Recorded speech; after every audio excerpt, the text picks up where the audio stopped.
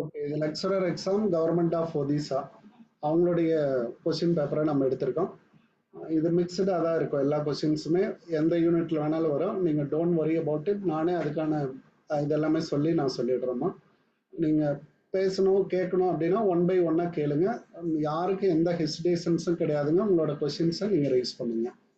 Okay, what is the underlying principle that support immediate recognition of estimated losses னு சொல்லலாம், அல்லது anticipated losses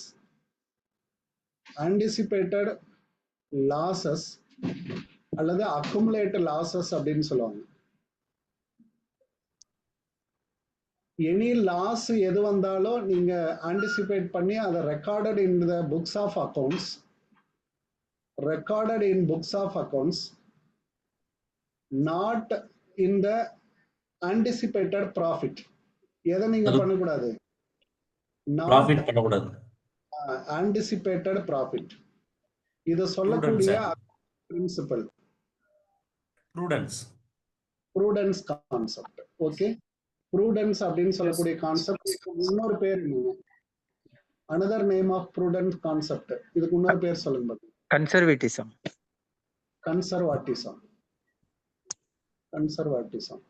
okay, இது எந்த loss, potential loss எது வந்தாலும் நீங்க இமிடியேட்டா அந்த அக்கௌண்டிங்ல ரெக்கார்ட் இந்த புக்ஸ்ல கொடுக்கணும். ப்ராஃபிட் எதையும் நீங்க ஆன்டிசிபேட் பண்ணி எழுதக்கூடாது. அடுத்த வருஷம் எனக்கு இவ்வளவு ப்ராஃபிட் வரும் அப்படின்னு சொல்லி நம்ம கணக்குல எழுதக்கூடாதுங்க. ஆனா அடுத்த ஆண்டு எனக்கு லாஸ் ஏற்படும் சொல்லி நம்ம எடுத்து வச்சுக்கலாம். ஆன்டிசிபேட்டட் எனி லாஸ், அதான ப்ரொவிஷன்ஸ் எல்லாம் இதுல தானே கொடுக்குறோம், ப்ரொவிஷன்ஸ். அப்ப இந்த கான்செப்ட் சொல்றது என்ன அப்படின்னு பாத்தீங்கன்னா prudence அப்படின்ற கான்செப்ட்.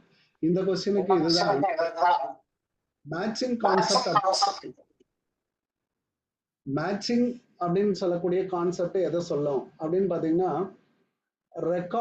ரெக்கார்டட் மேட்ச் வித், எதோட எதை ரெக்கார்ட் பண்ணுவாங்க, மேட்ச் பண்ணுவாங்க அப்படின்னா, all expenses equal to all revenues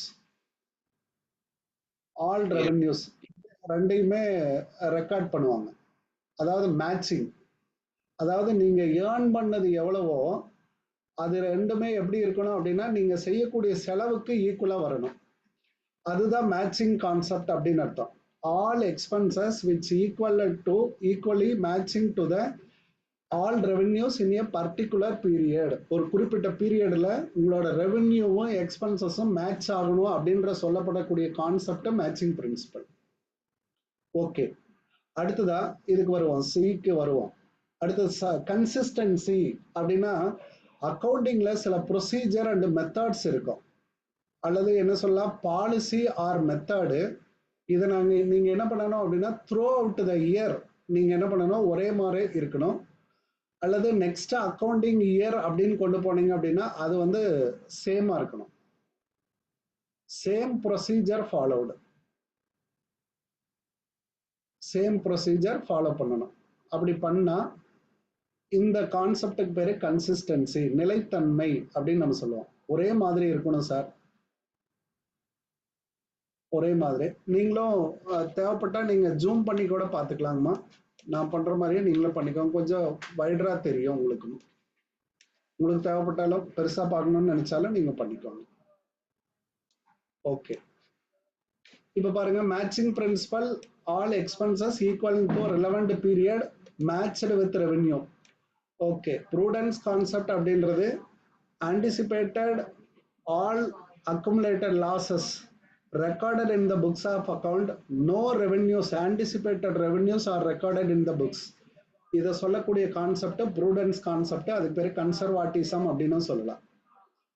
இது என்ன sir, substance over the form அப்படின்னு சொன்னாங்க அப்படின்னா, இது வந்து நமக்கு அந்த மேட்சிங் பிரின்சிபல்லையே வராத ஒண்ணு இல்லையாங்க, வராத ஒண்ணு. இது எதை பத்தி சொல்லும் அப்படின்னு பாத்தீங்கன்னா, யூஸ்வலா என்ன சொல்றாங்க அப்படின்னு பாத்தீங்கன்னா, இந்த ரிப்போர்ட்டிங் ஐஎஃப்ஆர்எஸ் ரிப்போர்ட்டிங்ல எல்லாம் வரும் இல்லைங்களா, IFRS reporting, international financial reporting standards அப்படின்னு சொல்லுவாங்க. அந்த ரிப்போர்ட்டிங்ல இந்த சப்ஸ்டான்ஸ் ஓவர் ஃபார்ம் அப்படின்னு ஒண்ணு கொடுக்குறாங்க. அது என்ன அப்படின்னா எக்கனாமிக் ரியாலிட்டியை கொடுக்க சொல்றாங்க. எக்கனாமிக் ரியாலிட்டி ஆஃப் டிரான்சாக்ஷன் அப்படின்னு ஒரு வார்த்தை இருக்குங்க. இது சிஎம்ஏ புக்ல ஒரு கொஸ்டின்ல இது இருக்குங்க. சப்ஸ்டான்ஸ் ஓவர் த ஃபார்ம் அப்படின்னு சொல்லுவாங்க. Economic reality over the transaction. நம்ம ஜெனரலா டிரான்சாக்ஷன் அப்படின்னு சொன்னாவே நம்ம என்ன சொல்லுவோம் அப்படின்னா, டிரான்சாக்ஷன் இன் மானிட்டரி டேர்ம்ஸ் அப்படின்னு ஒரு வார்த்தை சொல்லுவோம். பணத்தினுடைய அடிப்படையில தான் மதிப்பிடணும் இல்லையாங்க? அதே அப்படின்னு டிரான்சாக்ஷன் எப்படி இருக்கணும், டேட் ஆர்டர் படி தான் நம்ம ரெக்கார்ட் பண்ணணும். இதெல்லாம் டிரான்சாக்ஷன் நடவடிக்கை அப்படின்றதுக்கு நம்ம சொல்லுவோம். அதே மாதிரி இங்க என்ன சொல்றாங்க அப்படின்னா, ஒரு நடவடிக்கை என்பது எவ்வாறு இருக்கணும் அப்படின்னா சப்ஸ்டான்ஸ் ஓவர் ஃபார்ம்ல இருக்கக்கூடாது, எக்கனாமிக் ரியாலிட்டியில இருக்கணும் அப்படின்னு சொல்றாங்க. சார் சற்ற தோராயமாக ஒரு 12,000 அப்படின்றது இருக்கக்கூடாதான், புரியுதாங்க? அந்த எக்ஸ்பென்சஸ்னுடைய டிரான்சாக்ஷன் சார் எவ்வளவு அக்கௌண்ட்ல எழுதுறது அப்படின்னா தோராயமா ஒரு சுமாராக ஒரு 12,000 எழுதிக்கோங்க சார் அப்படின்ற இருக்கக்கூடாது. அதுல எப்படி இருக்கணுங்க, economic reality over such a transaction அப்படின்றாங்க. அப்படின்னா எக்ஸாக்டா இருக்கணும், அந்த அளவீடு வந்து சரியானதாக இருக்கணும். அதுதான் சப்ஸ்டான்ஸ் ஓவர் த ஃபார்ம் அப்படின்னு சொல்லக்கூடிய வார்த்தை. இது வந்து வடிவம், சற்றேற குறைய அப்படின்ற மாதிரி இருக்கக்கூடாது அப்படின்றதான் அதுல சொல்றாங்க. Okay, got it. இதுல ஒரு 2-3 क्वेश्चंस அப்படியே நமக்கு கேதர் பண்ற மாதிரி வருதாமா? Yes sir. Yes sir. ஓகேமா. Okay, which of the following is a deferred revenue expenditure? பாருங்க, deferred அப்படினா what do you mean by deferred? More than 1 year, sir. Okay. Less than 5 years. Expenses. Sir இதுக்கு என்ன சொல்லுவாங்க அப்படின்னு பாத்தீங்கன்னா தமிழ்ல ஒரு அழகான வார்த்தை சொல்லுவாங்க. அதாவது நீள் பயன் வருவாயின செலவு. சார் அட்வர்டைஸ்மென்ட் சொல்லுவோம் சார். ஓகேமா. எக்ஸாம்பிள், அதாவது இதுக்கு பேரே என்ன அப்படின்னா ஒத்தி வைக்கப்பட்ட எக்ஸ்பெண்டிச்சர் அப்படின்னு சொல்லுவாங்க, செலவுகள் அப்படின்னு அர்த்தம். அதுல குறிப்பாக சொல்லணும் அப்படின்னா ஏற்கனவே இந்த எக்ஸ்பென்சஸை நம்ம இன்கர்ட் பண்ணியிருப்போம், ஏற்கப்பட்டாலும் கணக்குல அந்த வருஷத்துலயே நம்ம காட்ட முடியாது, ஏன்னா ஹியூஜ் அமௌண்டாக இருக்கும். இதனுடைய அமௌண்ட் பாத்தீங்கன்னா பெரிய அமௌண்டா இருக்கும். அதே சமயம் இதனுடைய பெனிஃபிட் பாத்தீங்க அப்படின்னா ஓவர் பர்டிகுலர் இயரை தாண்டி beyond the particular current year, இதை தாண்டி பல வருடங்களுக்கு உங்களுக்கு யூஸ் ஆகும். ஒரு அட்வர்டைஸ்மெண்ட் கொடுக்குறோம் அப்படின்னா அந்த அட்வர்டைஸ்மெண்ட் பாத்தீங்கன்னா பல வருடங்களுக்கு உங்களுக்கு பேசப்படணும், அந்த மாதிரியான ஒரு அட்வர்டைஸ்மெண்டா இருக்கும். அப்படி ஒரு அட்வர்டைஸ்மெண்ட் கொடுத்ததுனால அதனோட பெனிஃபிட் நமக்கு இன்னும் வந்துகிட்டே இருக்குமா, அப்படி இருக்கணும். ஏற்கனவே நீங்க ஏற்றுக்கொள்ளப்பட்ட கணக்குல ஒன்றுக்கு மேற்பட்ட காலத்திற்கு ஒத்தி வைப்பது அப்படின்னா கொஞ்ச நாள் இதுல கொஞ்சம் அப்படின்ட்டு நீங்க அமார்டிசேஷன் பண்ணிட்டே வரணும். அமார்டிசேஷன் அப்படின்னா கேள்விட்டே வரணும், இந்த வருஷத்துக்கு அப்படின்னு அர்த்தம். இந்த எக்ஸ்பென்சஸ் வந்து ஒரு வருஷத்துல மட்டும் நீங்க அப்சார்ப் பண்ணவே முடியாது. அந்த எக்ஸ்பென்சஸ் தான் நம்ம என்னன்னு சொல்லலாம், டெஃபர்டு, உடனடி செலவாக எழுத முடியாமல் தள்ளி வைப்பது அப்படின்னு. நம்மளுடைய ப்ராஃபிட் ஒரு 3 lakhs தான் வந்திருக்குன்னு பாருங்க, நம்மளோட ப்ராஃபிட் ஒரு 3 lakhs. இந்த ஆண்டு நம்ம அட்வர்டைஸ்மெண்ட் அப்படின்றத பாத்தீங்கன்னா ஒரு 1 crore பண்ணியிருக்கிறோம் அப்படின்னு வச்சுக்கோங்க. அப்ப நீங்க இந்த இடத்துல அந்த 1 crore அப்படின்னு காட்டுனீங்கன்னா உங்களோட பெனிஃபிட், அதாவது ப்ராஃபிட் என்ன ஆயிரும், லாஸ், பெரிய லாஸா இருக்கும். அப்போ காட்ட முடியாதுங்க. அதனால இது தூக்கி இல்லை எங்க கொண்டே வச்சிருங்க, டெஃபர்ட் எக்ஸ்பெண்டிச்சரை பேலன்ஸ் ஷீட்ல கொண்டே வச்சிருங்க, asset side of the balance ஷீட்ல கொண்டே காட்டணும். இதுவும் கேள்விகள்ல கேட்பாங்க. Asset side of the balance sheet எங்க ஷோ ஆகணும், shown in asset side of the balance sheet தான் காட்டணும். இதுல வந்து எப்படி இருக்கும் அப்படின்னு பாத்தீங்கன்னா இந்த எக்ஸ்பெண்டிச்சர் பாத்தீங்கன்னா ஹியூஜ் அமௌண்ட் ஆக இருக்கும். நேச்சர் பாருங்க, பெரிய அமௌண்ட் ஆக இருக்கும். பெனிஃபிட்ஸ் ஓவர் த பீரியட் ஆக இருக்கும். Benefits recovered over the period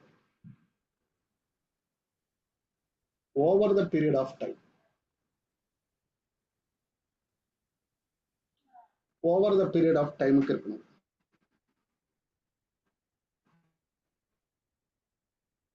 Recovered over,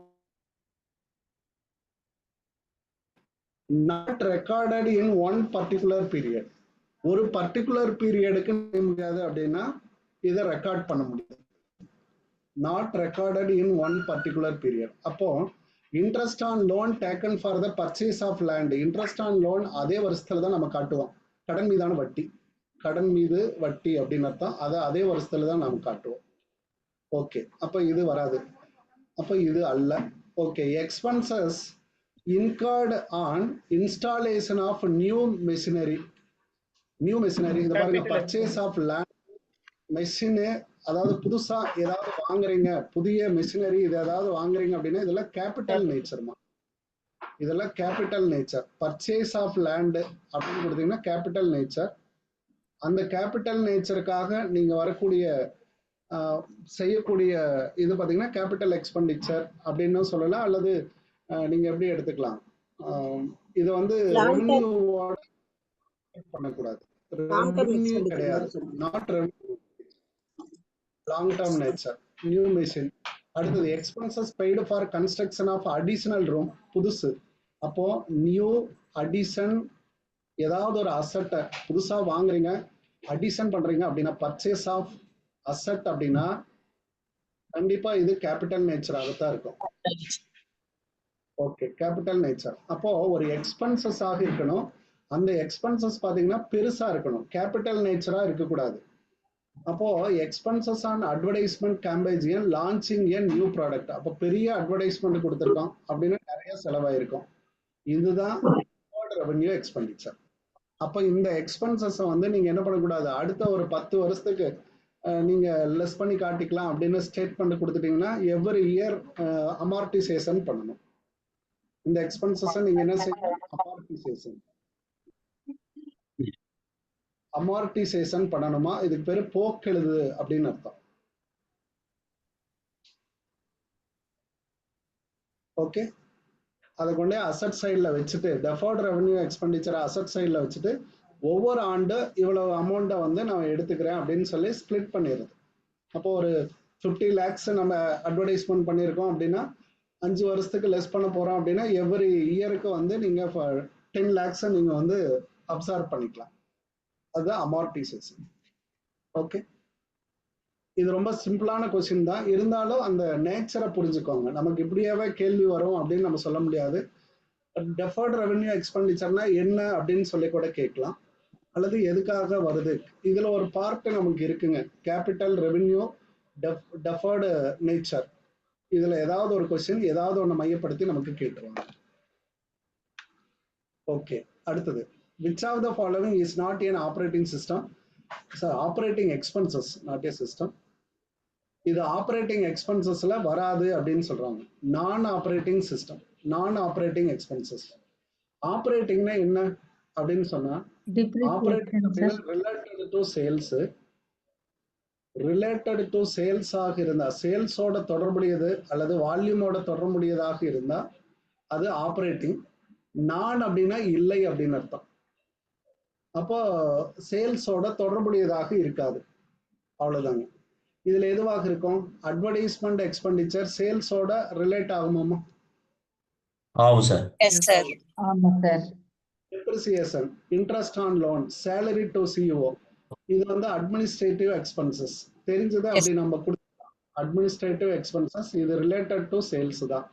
okay, அடுத்ததாக இன்ட்ரெஸ்ட் ஆன் லோன், லோன் கடன் மீது வட்டி. ஓகே, கடன் மீது வட்டி. இப்போ கொஞ்சம் நமக்கு டவுட் வருது இந்த இடத்துல. ஓகே, நிறுத்துவோம். டெப்ரிசியேஷன், இப்போ நமக்கு இதுவும் டவுட் வந்துடும். டெப்ரிசியேஷன் அப்படின்றது நான் கேஷ் எக்ஸ்பென்சஸ். இது வந்து நான் கேஷ் எக்ஸ்பென்சஸ் அல்லது நான் கேஷ் ஆப்ரேட்டிங் எக்ஸ்பென்சஸ் தான் இதை சொல்லுவாங்க. பிக்சட் அசட்டை நீங்க இயக்கிறதுனால ஏற்படக்கூடிய ஒரு செலவு. இதை வந்து நீங்க என்ன பண்றது இல்லை, பிசினஸ்ல இருந்து அவுட் பாக்கெட்டை எடுத்துட்டு போயிடுறது இல்லை. அப்போ வெளியில எடுத்துட்டு போறது இல்லைங்க. ரெண்ட் அப்படின்னா வெளியில எடுத்துட்டு போயிடுவீங்க. இது வந்து இங்கேயே தான் இருக்கும், உங்களுக்கு இங்கேயே தான் இருக்கும். அப்படின்றதுனால இது நான் கேஷ் ஆப்ரேட்டிங் எக்ஸ்பெண்டிச்சர்ல தான் வரும். ஏன்னா பிக்சட் அசெட் தானே நமக்கு என்னவா மாறும், டர்ன் ஓவரா மாறும். சரியாங்க? பிக்சட் அசெட் மெஷினரி இதைத்தான் நீங்க என்ன பண்ணணும் அப்படின்னா டர்ன் ஓவரா கன்வெர்ட் பண்ண முடியும். அதனாலதான் டர்ன் ஓவர் ரேஷியோ பாருங்க. டர்ன் ஓவர்னாவே சேல்ஸ் மேல இருக்கும், கீழே என்ன அசெட்டோ அந்த அசெட் கீழே இருக்கும். Current asset turnover ratio, fixed asset turnover ratio, total asset turnover ratio, debtor turn over ratio. Sales மேல இருக்கும், டர்ன் ஓவர் கீழே இருக்கும். அப்ப அசெட் தான் டர்ன் ஓவர் பண்ணும். அப்படின்றதுனால டெப்ரிசியேஷனும் ஒரு ஆப்ரேட்டிங் எக்ஸ்பெண்டிச்சர் தான். அப்ப இந்த இடத்துல நான் ஆப்ரேட்டிங் எக்ஸ்பென்சஸ் அப்படின்னா இதுக்கு டைரக்டா நம்ம யோசிச்சாலுமே கூட இந்த இடத்துல இன்ட்ரெஸ்ட் ஆன் லோன் வந்து நான் ஆப்ரேட்டிங் சொல்லலாம். அல்லது இன்னொரு விதத்துல நீங்க கண்டுபிடிக்கணும் அப்படின்னா ஒரு P&L அக்கௌண்ட்டை இமேஜின் பண்ணி பாருங்க. P&L அக்கௌண்ட்னா கிராஸ் ப்ராஃபிட்ல இருந்து வரலாமா, கிராஸ் ப்ராஃபிட்ல இருந்து வரும், அங்கிருந்து ஸ்ட்ரக்சர் பண்ணிக்கோங்க. இதெல்லாம் ஆப்ரேட்டிங் அப்படின்னு சொல்லலாம். ஒரு வகையான எக்ஸ்பென்சஸ் டெபிட் சைட்ல ஆப்ரேட்டிங் எக்ஸ்பென்சஸ். இதுல எதெல்லாம் வரும் அப்படின்னா அட்மினிஸ்ட்ரேட்டிவ் வந்துடும், செல்லிங் வந்துடும், அடுத்ததான் வேற என்ன வரும், இதுல செல்லிங் அண்ட் டிஸ்ட்ரிபியூஷன் அப்படின்னு சொல்லுவோம். இதெல்லாம் இங்க கொடுத்துடணும். நான் ஆப்ரேட்டிங் அப்படின்னு எடுத்தீங்கன்னா நான் ஆப்ரேட்டிங் அப்படின்னா இதுல இன்ட்ரெஸ்ட், அடுத்ததான் பாத்தீங்கன்னா டிவிடெண்ட் பெய்டு, இது மாதிரி எல்லாம் கொடுப்பீங்க. இதெல்லாம் நான் ஆப்ரேட்டிங் எக்ஸ்பென்சஸ். இதே மாதிரி நான் ஆப்ரேட்டிங் இன்கம் அப்படின்னு ஒன்று இருக்கும். நான் ஆப்ரேட்டிங் இன்கம் ஒரு பேலன்ஸ் ஷீட்டை நீங்க ஸ்ட்ரக்சர்டா பிரிச்சு பாத்தீங்கன்னா இந்த ஆப்ஷன் தான் இருக்கும். நான் ஆப்ரேட்டிங் இன்கம்ல எது வரும், rent, interest received, dividend received, இதெல்லாம் வராதுங்க. இதெல்லாம் நாம இங்க சொல்லலாம். அப்போ அதெல்லாம் அதாவது என்ன அப்படின்னா சேல்ஸோட தொடர்பு இல்லாத வருமானங்கள் அப்படின்னு அர்த்தம். அதெல்லாம் நான் ஓகே. ரெண்டு ஆஸ்பெக்ட்ஸ்லயும் நீங்க அக்கௌண்டிங்ல இப்படி வேணாலும் பாத்துக்கலாம், அங்க வேணாலும் பாத்துக்கலாம். ஆப்ரேட்டிங்னா உங்களுக்கு நினைவுல வர வேண்டியது சேல்ஸ். Got it? புரியுதாமா? டவுட்ஸ் இருந்தா கேட்டுருங்க.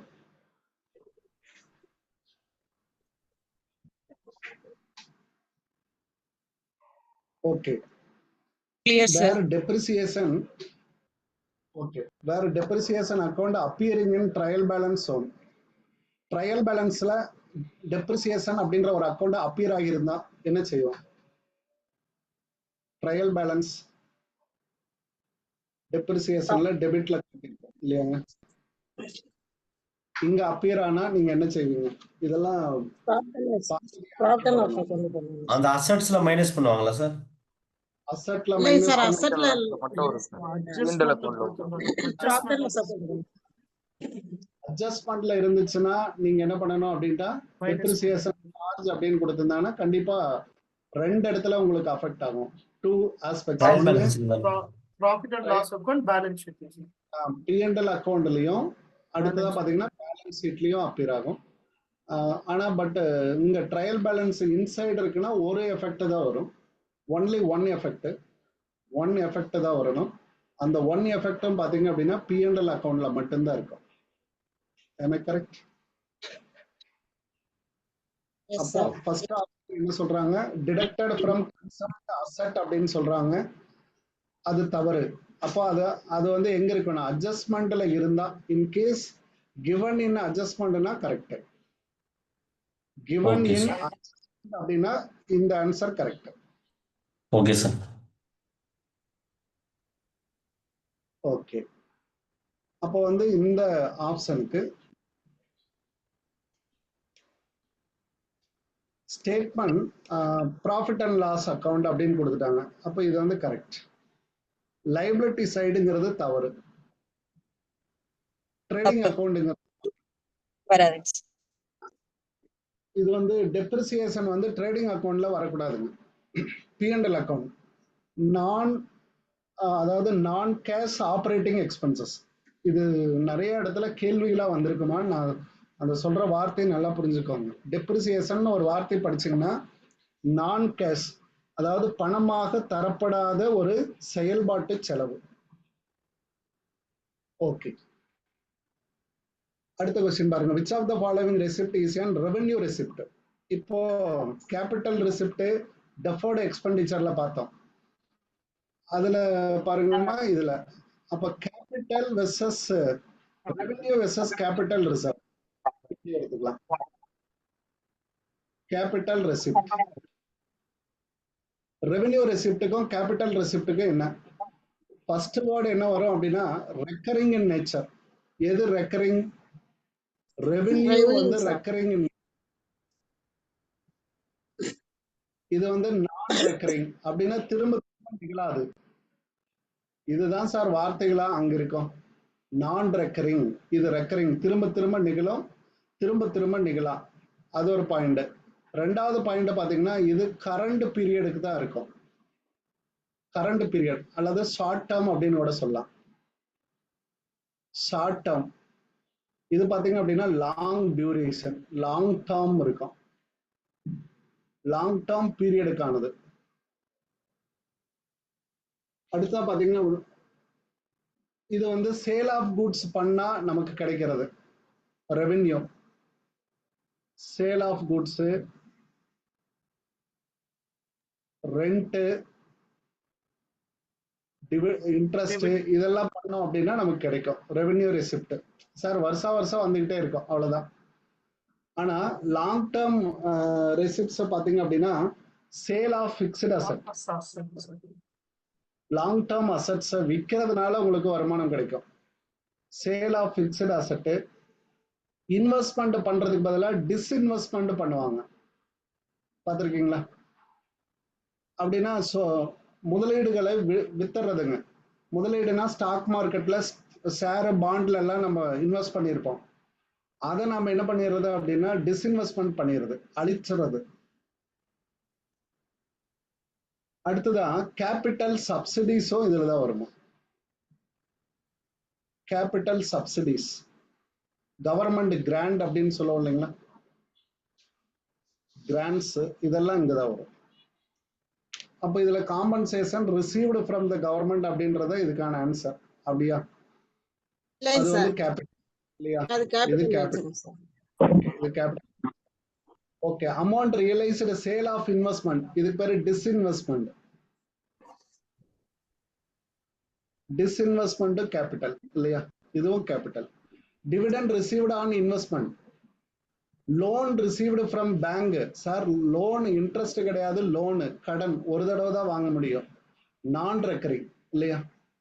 நான் ரெக்கரிங் டெய்லியுமா போய் நம்ம லோன் வாங்க போறோம் இல்ல.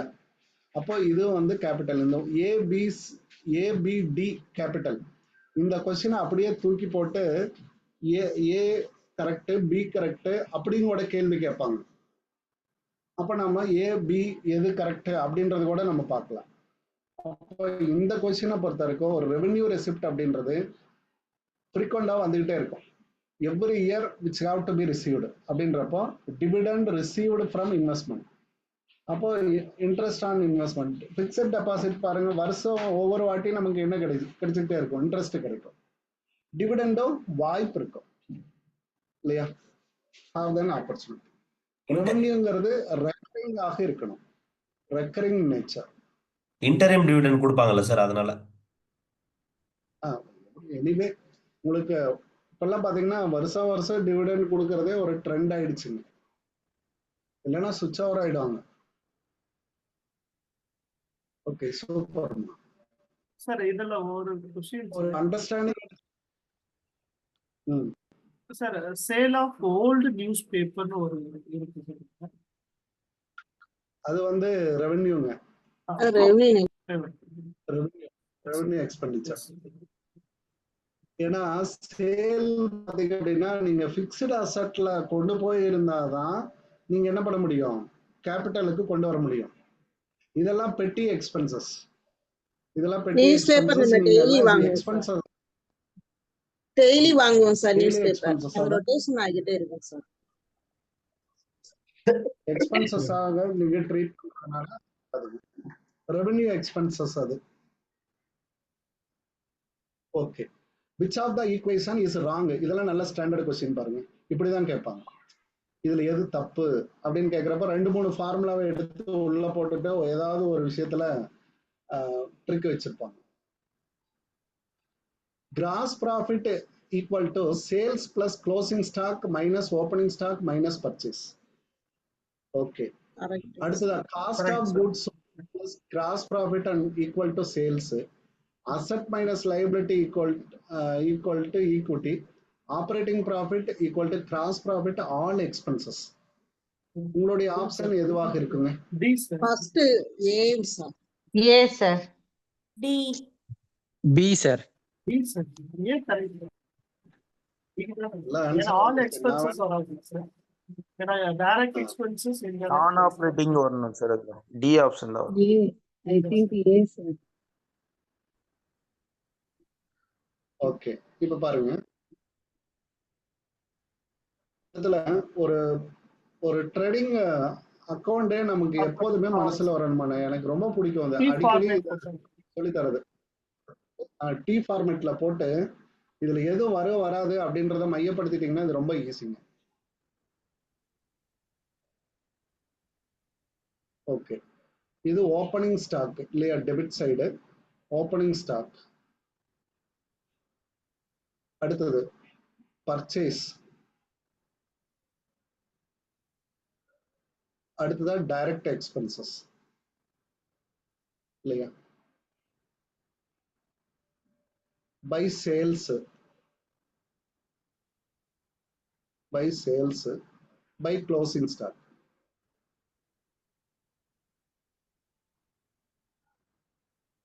அப்படியே ஒரு பிக்சர் மாற நமக்கு மைண்ட்ல நினைவுல வந்துச்சுன்னா போதும். சார் நம்ம தெரியாத கேள்வி எல்லாம் தவறே பண்ண மாட்டேங்க, அதெல்லாம் காடு கிரேஸா நமக்கு என்ன கிடைச்சிரும், மார்க் வந்துருங்க. நீங்க கஷ்டமா இருக்குதுன்னு ஒரு கேள்வி விட்டுட்டு போவீங்க, நீங்க ஏதோ ஒரு ஆப்ஷன் போடுவீங்க, அதுக்கு ஆன்சர் வந்திருக்கும்.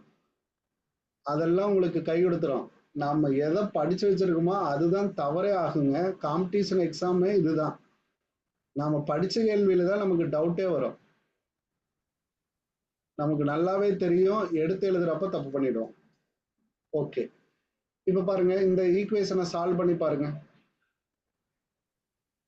என்ன சொல்ல வராங்க அப்படின்னு பாருங்க. Gross profit equal to sales plus closing stock.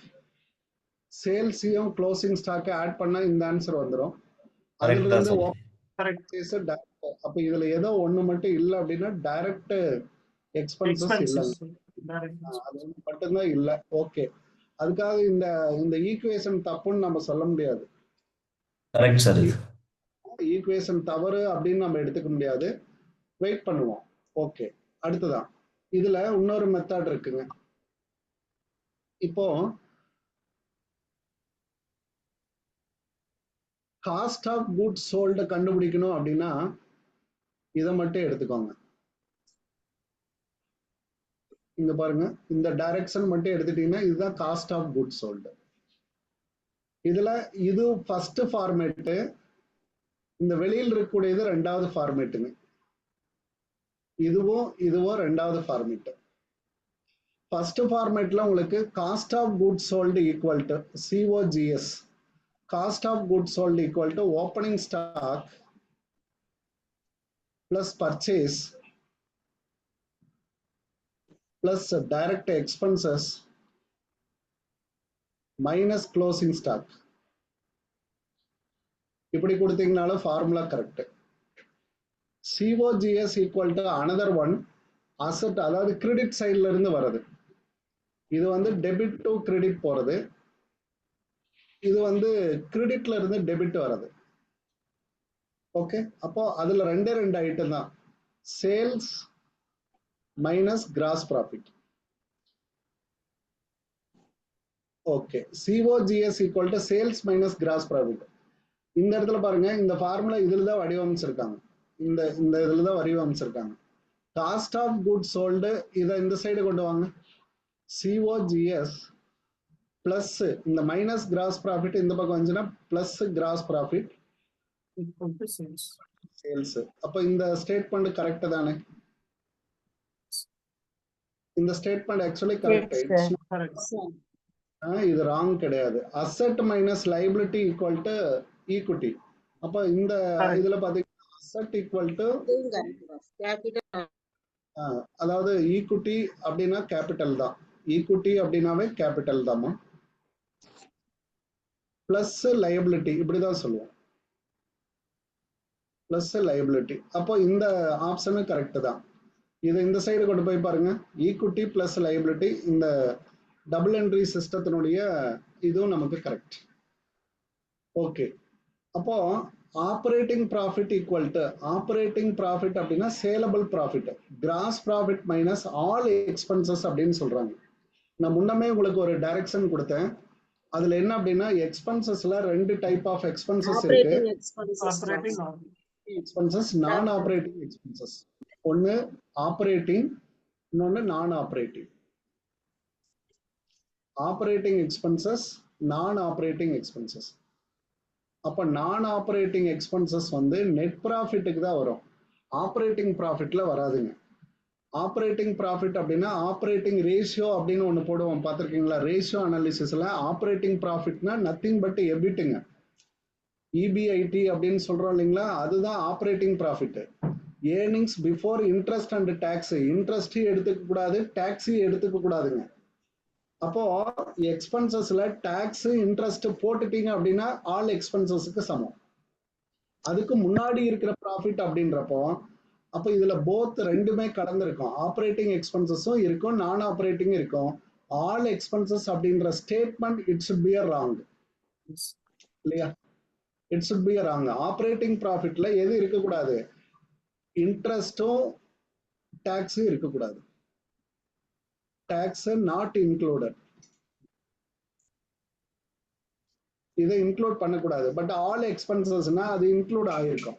அதனால this statement is a wrong. அப்போ ஆப்ஷன் டி தான் கரெக்ட். பாருங்க, நம்ம எல்லா எக்ஸாம்பிளையும் நம்ம கொண்டு வந்து சொன்ன மாதிரி நமக்கு இருக்கும், நல்லா அண்டர்ஸ்டாண்டிங் ஆகும். இந்த மாதிரி எல்லாம் ஒரு பிக்சரைசேஷன் பண்ணி வச்சிருக்குமா, இப்படி பண்ணி வச்சிட்டீங்கன்னா மறுபடியும் அந்த கொஸ்டின்ஸ் எங்க வந்தாலும் நீங்க தப்பு செய்யவே மாட்டீங்க.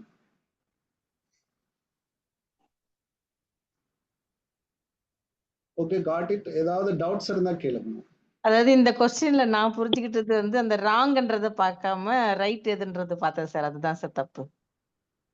அதனால ஃபர்ஸ்ட் ஒன் கரெக்ட்ன்ற மாதிரி சொன்னோம் சார். நான் எப்பயுமே என்ன செய்வேன் அப்படின்னாங்க, ராங்குன்னு வந்தா வட்டம் போட்டுருவேன், நாட்டுன்னு வந்தா வட்டம் போட்டுக்கணுங்க. நான் அப்படின்னு வந்தாலும் வட்டம் போட்டுருவேன். இதெல்லாம் நம்ம வட்டம் போட்டுட்டோம் அப்படின்னா அதுவா இல்லை அப்படின்னு அர்த்தம். அது இல்லை அப்படின்ற மாதிரி நம்ம படிக்கணும். அப்ப மத்ததெல்லாம் கரெக்டா இருக்கும், ஏதோ ஒண்ணு மட்டும் ராங்கா இருக்கும்னு அர்த்தம். சின்ன கொஸ்டின்ஸ் தான் சார் நம்மள நிறைய யோசிக்க வைக்கும், நிறைய டைம் கன்சியூமிங் பண்ணும். அப்ப நல்ல ஒரு அவுட்லுக் வச்சிருந்தீங்க அப்படின்னா உங்களுக்கு என்ன ஆகாதுங்க, டைம் கன்சம்ஷன் வந்து ரொம்ப ஷார்ட் ஆகும். டைம் கன்சம்ஷன்ஸ் வந்துச்சு அப்படின்னாவே நம்ம எக்ஸாம்ல லீட் பண்ணிடுவோம். நல்லா படிச்ச எக்ஸாம்ல பாத்தீங்க அப்படின்னா நமக்கு டைம் கன்சம்ஷன் 2 பேருக்கு தாங்க ரொம்ப ஈஸியா இருக்கும். ஒன்று என்ன அப்படின்னு பார்த்தீங்கன்னா, நல்லா படித்தவங்களுக்கு நல்ல கொஷின்ஸை நல்லா படித்து நல்லா அண்டர்ஸ்டாண்டபிளாக ஆன்சர் பண்ணீங்க அப்படின்னா ஃபைனல் எக்ஸாமில் உங்களுக்கு டைம் வந்து லெஸர் டைமில் நீங்கள் முடிச்சிருப்பீங்க. குறைவான டைம்லேயே நீங்கள் என்ன பண்ணியிருப்பீங்க அப்படின்னா எல்லா கொஷின்ஸுக்கும் ஆன்சர் பண்ணியிருப்பீங்க. உங்களுக்கு கையில் ஒரு 20 மினிட்ஸ் 15 மினிட்ஸ் இருக்குங்க ரிமைனிங் டைம். ஆல் கொஷின்ஸை போட்டாலுமே இருக்கும், ஏதாவது தவறுகள் ரெக்டிஃபை பண்ணலாம், அல்லது ஒரு 5-6 கொஸ்டின் நம்ம விட்டு வச்சிருக்கோம் அப்படின்னா அதை டிசைட் பண்ணலாங்கிறதுக்காக நம்ம பண்ணலாம். ரெண்டாவது, எதுவுமே படிக்காம இருக்கிறவங்களுக்கு டைம் வந்து குறைவா இருக்கும். இந்த 2 நேச்சர் தான். அரைகுறையா படிச்சிங்க அப்படின்னா டைம் கன்சம்ஷன் அதிகமாகும். எக்ஸாம் ஹாலில் உங்களுக்கு நிறைய டைமை நீங்க ஸ்பெண்ட் பண்ற மாதிரி இருக்கும். ஒரு கொஸ்டினுக்கு நிறைய டைமிங் கன்சியூமிங் ஆகும். அப்போ அதெல்லாம் நீங்க எலிமினேட் பண்ணணும்னா சின்ன சின்ன ஸ்கெட்ச் பண்ணுங்க. புரிதலுக்கு கொண்டு வந்துட்டீங்கன்னா ரொம்ப ஈஸி இல்லையா? அப்படிதானே அர்த்தம். புரியாம ஒரு கேள்வியை நீங்க எவ்வளவு நேரம் படிச்சாலும் கடைசி வரைக்கும் புரியாது. புரிஞ்ச கேள்வியை முடிஞ்ச வரைக்கும் எப்படி சார்ட் அவுட் பண்றதுன்னு குயிக்கா யோசிச்சீங்கன்னா முடிஞ்சிடும். Okay, fine. இதுல ஒன்றும் டவுட்ஸ் இல்லையே?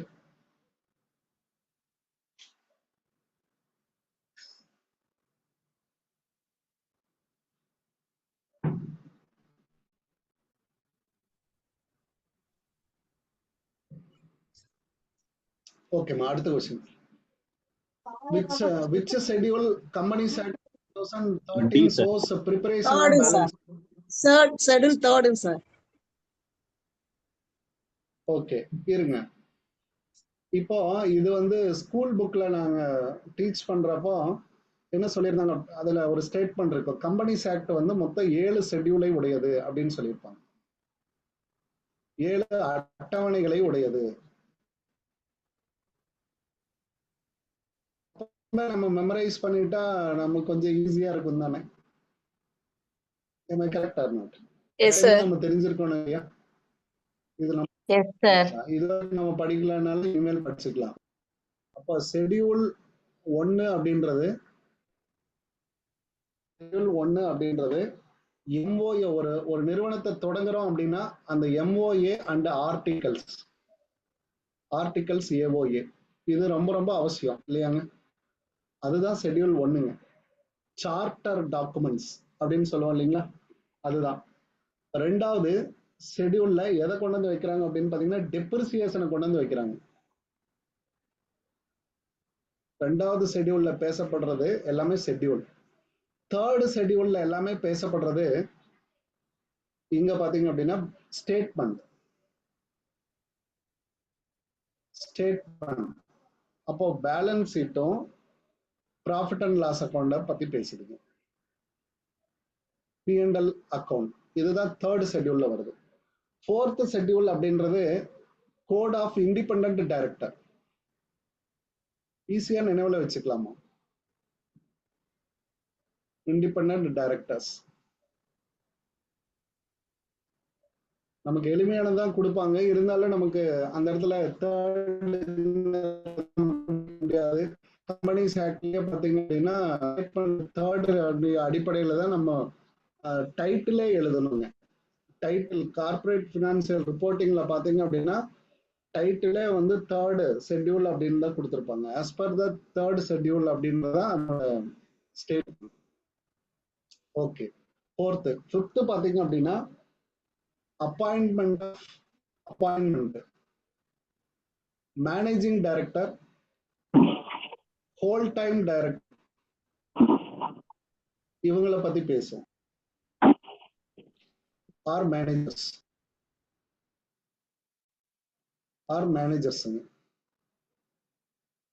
ஓகே, ஈஸி பாருங்க.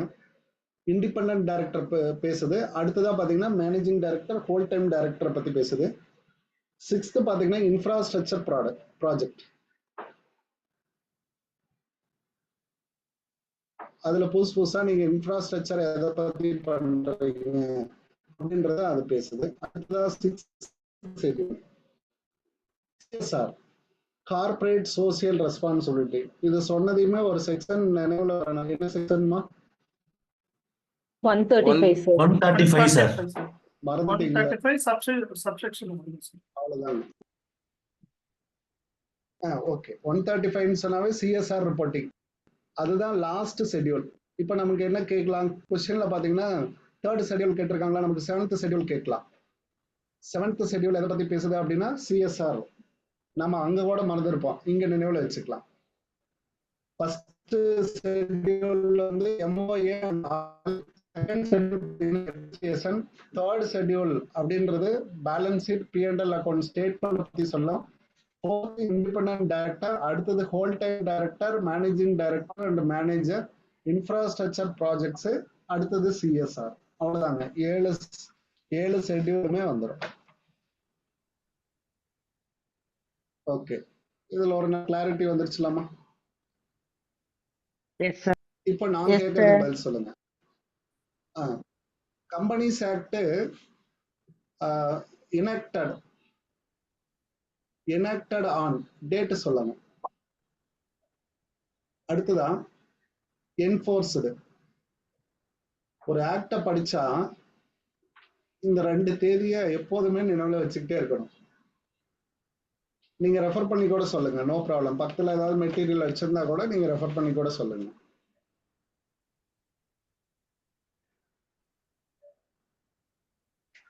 சார் என்ஃபோர்ஸ்மெண்ட் வந்து 12th September 2013 சார்.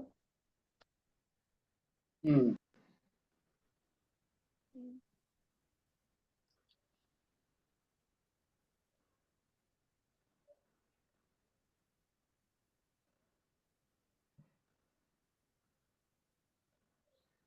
enacted வந்து 30th Enacted. August 2013.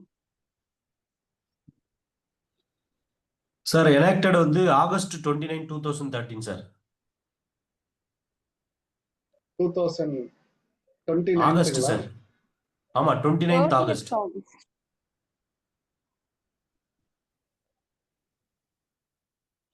30th இதாங்க. So official gazetteல 30th. அபிஷியல் கெசெட்ல வந்து 30th சார், பட் enactment வந்து 29 தான் வருது. பிரசிடென்ஷியல் அசென்ட் வந்து 29 தான் சார் கொடுத்திருக்காங்க. அதாவது அசென்ட், அதாவது பிரசிடென்டோட அசென்ட் 29th வச்சுக்கோங்க. ஓகே, பிரசிடென்ட் அசென்ட் உடனே அடுத்த நாள் தான் இது வருங்க. அசென்ட்டுக்கு அப்புறம் அடுத்த நாள் தான் வரும். 30th ஆகஸ்ட் நினைவுல வச்சுக்கலாமா. அபிஷியல் கெஜெட் தான் மக்களோட பார்வைக்கு வருது. ஓகே, இந்த ரெண்டு எப்போதுமே ஒரு ஆக்ட படிச்சீங்கன்னா அந்த இடத்துல இந்த ரெண்டு விஷயங்களை நோட் பண்ணிட்டு வந்துடணும். நீங்க உங்களுக்கு ஒரு மாடல் கொஸ்டின் கொடுத்தா கூட நீங்க இப்படிதான் ஒர்க் அவுட் பண்ணணும். புரியுதாங்க? உங்களுக்கு ஒரு மாடல் பிராக்டிஸ்க்குன்னு ஒரு கொஸ்டின் தூக்கி போட்டா நீங்களாவே இப்படி எல்லாம் தேடி கண்டுபிடிச்சு இத்தனை பரிமாணத்துல ஒர்க் பண்ணுங்க. ஒர்க் பண்ணீங்கன்னா உங்களுக்கு நிறைய அண்டர்ஸ்டாண்டிங் கிடைக்கும். Okay, next question போலாங்களா?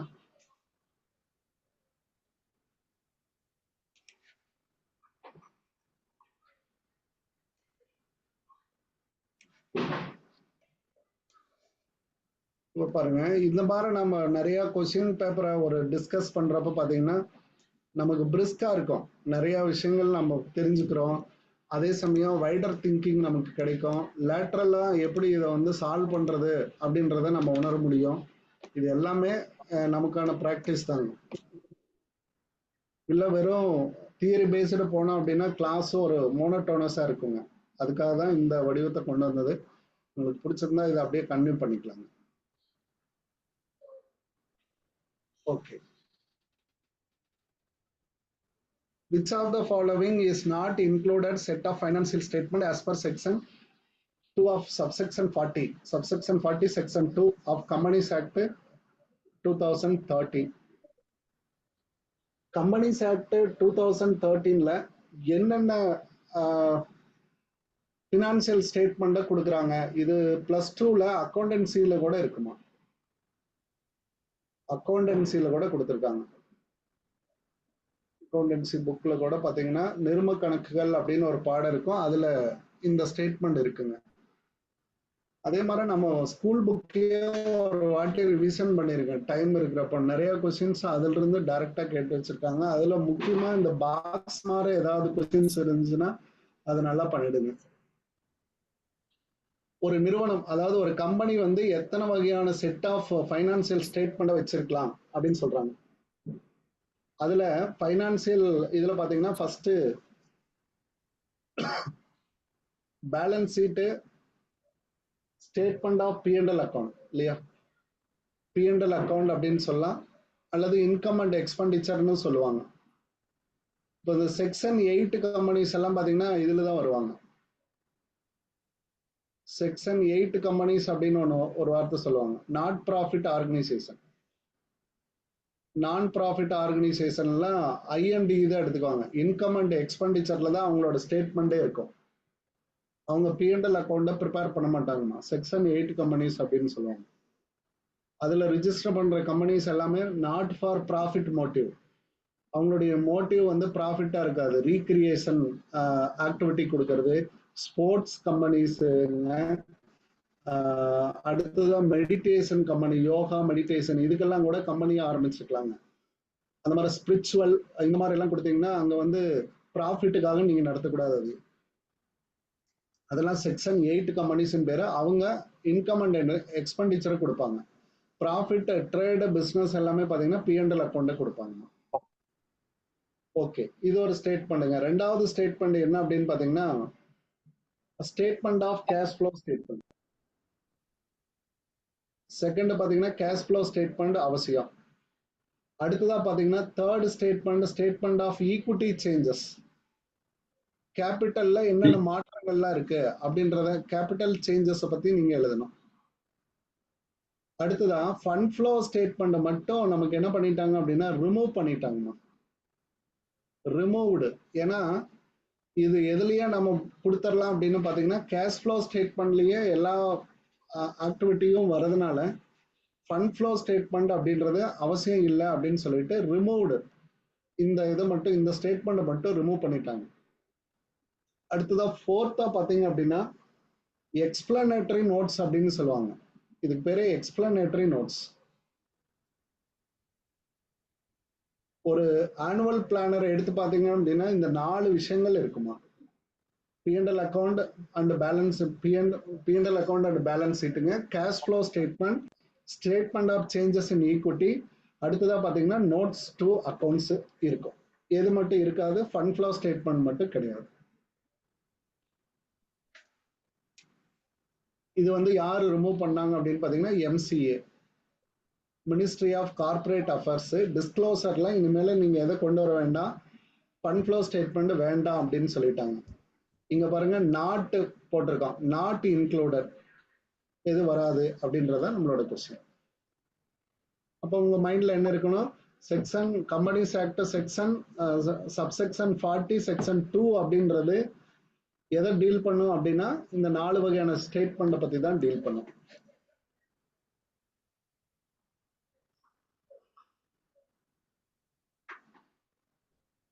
ஓகே, அடுத்தது பாருங்க கேஷ் ஃப்ளோ ஸ்டேட்மெண்ட். அடுத்தது போலாம் இல்லைங்களா, நான் மூவ் பண்ணுறேன். டவுட் இருந்தா அப்போதுக்கு அப்பயே நிறுத்திடுங்க. In cash flow statement financial ஆக்டிவிட்டியில as per Indian standard 7 do not include, இப்படிதான் ஒண்ணு கூட ஏதாவது சேர்த்து வச்சிருப்பாங்க. ஓகே, நாட் இன்க்ளூட் இது வராது அப்படின்னு சொல்றாங்க. நாட் வந்தாவே வட்டம் போட்டுருங்க, இப்போ உங்களுக்கு ஈஸி ஆயிடும். கேஷ் ஃப்ளோ ஸ்டேட்மெண்ட்ல ஃபினான்சியல் ஆக்டிவிட்டியில வராதது அப்படின்னு கேட்குறாங்க.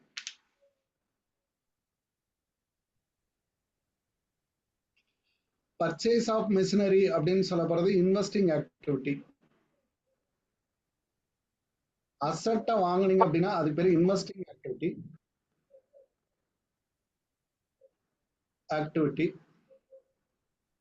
ஓகே, இஷ்யூ ஆஃப் டிபெஞ்சர் அப்படின்னா ஃபினான்சியல் ஆக்டிவிட்டி. டிவிடெண்ட் பெய்டு அப்படின்னா ஃபினான்சியல் ஆக்டிவிட்டிமா. டிவிடெண்ட் ரிசீவ்டு அப்படின்னா financial activities. No, sir. Investing No. activity, sir. இல்ல Investing activity, sir. Investment dividend received அப்படின்னா முதலீடுகள், பணம் அதாவது வெளியில ஷேர் போகுது சார், இல்லம்மா, பணம் வெளியில போகுது, அதனால வந்து அது finan- financial activities. ஆமா, ஒவ்வொரு ஆக்டிவிட்டிலையும் அவுட்ஃப்ளோன்னு ஒண்ணு இருக்கும், இன்ஃப்ளோன்னு ஒண்ணு இருக்கும். புரியுதாங்க? அவுட்ஃப்ளோன்னு ஒண்ணு இருக்கும், இன்ஃப்ளோன்னு ஒண்ணு இருக்கும். நீங்க டிவிடெண்ட பே பண்றீங்கன்னா யாருக்கு பே பண்றீங்க, ஷேர் ஹோல்டர்ஸ்க்கு பே பண்றீங்க. ஷேர் ஹோல்டர்ஸ்க்கு பே பண்றப்போ அது பினான்சியல் நேச்சர். சார் உங்களுக்கு பேலன்ஸ் ஷீட்டை வச்சுதாங்க இது முடிவு செய்யப்படுது. ஒரு பேலன்ஸ் ஷீட் மறுபடியும் டி ஃபார்மேட் போட்டேன். இந்த அக்கௌண்ட்ஸ் எல்லாம் நடத்த சொன்னீங்கன்னா இப்படி அடிக்கடி போடுவேன். இப்ப க்ளோஸ் பண்ணிட்டப்பா, சார் இது வரைக்கும் வருது, பவரமா க்ளோஸ் பண்ணிட்டோம். இதை க்ளோஸ் ஓகே,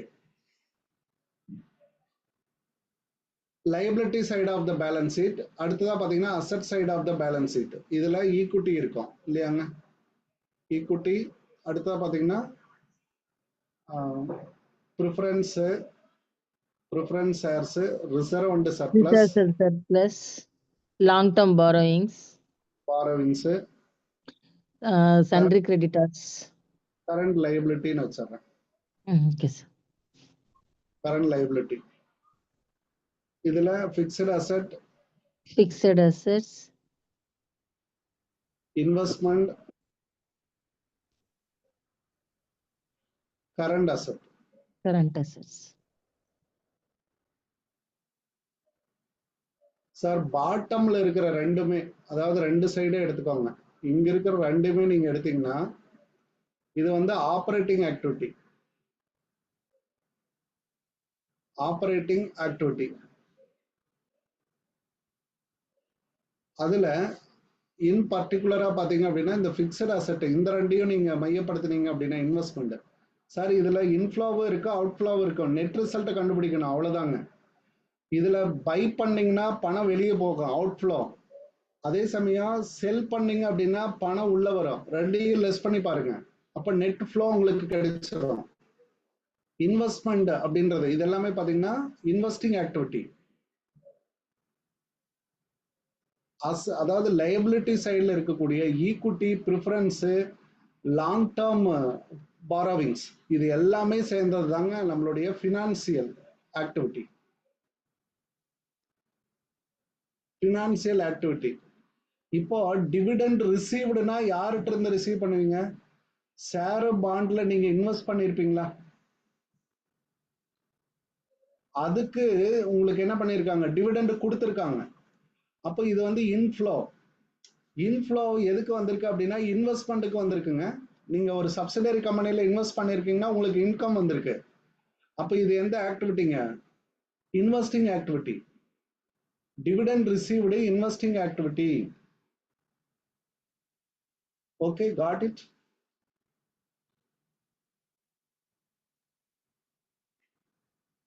அப்போ இன் கேஷ் ஃப்ளோ ஸ்டேட்மெண்ட்ல நமக்கு என்ன பண்ணிருக்காங்க அப்படின்னா financial activity as per do not include எது வராதுன்னு கேட்குறாங்க. அப்போ பைபேக் ஆஃப் ஷேர் எதுல வரும்? பைபேக், ரிடம்ஷன் அப்படின்றதெல்லாம் ஒரு மாதிரி சொல்லாங்களா? பைபேக் ஷேர்னா அவங்களுடைய ஷேர் திரும்ப வாங்குறது. அப்போ ரிடம்ஷன் மாடல் தானே, ரிடம்ஷன் ஆஃப் டிபெஞ்சர் சொல்லுவோம், அப்படிதானுங்க? அப்போ ரிடம்ஷன் ஆஃப் ப்ரிஃபரன்ஸ் ஷேர்ஸ்ன்னு சொல்லுவோம், அதுவும் அதனுடைய மாடல் தானே பைபேக் அப்படின்றது. Buyback its own share. அப்போ நீங்க உங்களோட பணத்தை கொடுத்துட்டு நீங்க என்ன பண்றீங்க? ஷேரை பர்ச்சேஸ் பண்ணிக்கிறீங்க. அப்போ இது வந்து ஃபினான்சியல் ஆக்டிவிட்டி. Financial activity. அப்போ எது மட்டும்தான் இல்லைங்க? பர்ச்சேஸ் ஆஃப் மெஷினரி மட்டும் நாட் இன்க்ளூட் ஃபினான்சியல் ஆக்டிவிட்டி. எவ்வளவு நல்ல கொஸ்டின் பாருங்க. இது டக்குன்னு நம்ம ஏதோ ஒரு ஆன்சரை யோசிக்க முடியாது. உங்களுக்கு எங்க போய் நின்றோம் அப்படின்னா இஷ்யூ, பெய்டு இதெல்லாம் போட்டுருவீங்க. பைபேக்கும் பர்ச்சேஸும் இதுல போய் நிற்கும். பர்ச்சேஸ் பண்ணா மெஷினரி பர்ச்சேஸ் பண்ண ஃபினான்ஸ் தான் சார் வெளியே போகுது, அப்படி எடுத்துக்கூடாது. எந்த ஆக்டிவிட்டியில வெளியே போகுது, எந்த ஆக்டிவிட்டியில உள்ள வருது, நீங்க இங்கேயே நெட்டு கண்டுபிடிச்சிருவீங்க. நெட்டு அப்படின்னு அர்த்தம். சார் செல் பண்ணா பிக்சட் அசெட்டை செல் பண்ணீங்கன்னா பணம் உள்ள வரும், பிக்சட் அசெட்டை பர்ச்சேஸ் பண்ணீங்கன்னா பணம் வெளியே போகும், அவ்வளவுதான். அதுக்குள்ளேயே நெட்டு பண்ணிக்கணும். அதுக்குள்ளேயே நெட்டு கான்செப்டை கொண்டு வந்துடணும். அப்படின்னா லெஸ் பண்ணி காட்டிடணும்.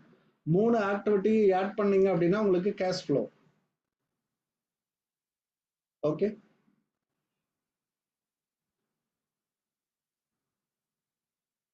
கரெக்டாமா? டவுட் இருக்கா? ஏதாவது டவுட் இருந்தா சொல்லுங்க.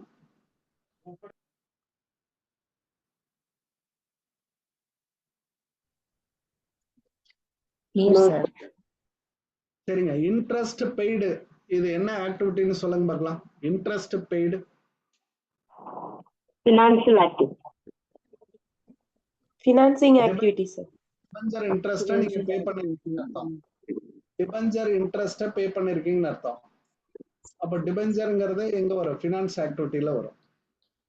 நீங்க அதனோட பேரை பேலன்ஸ் ஷீட்டை மட்டும் ஐடென்டிஃபை பண்ணீங்கன்னா ஈஸியா கண்டுபிடிச்சிடலாங்க.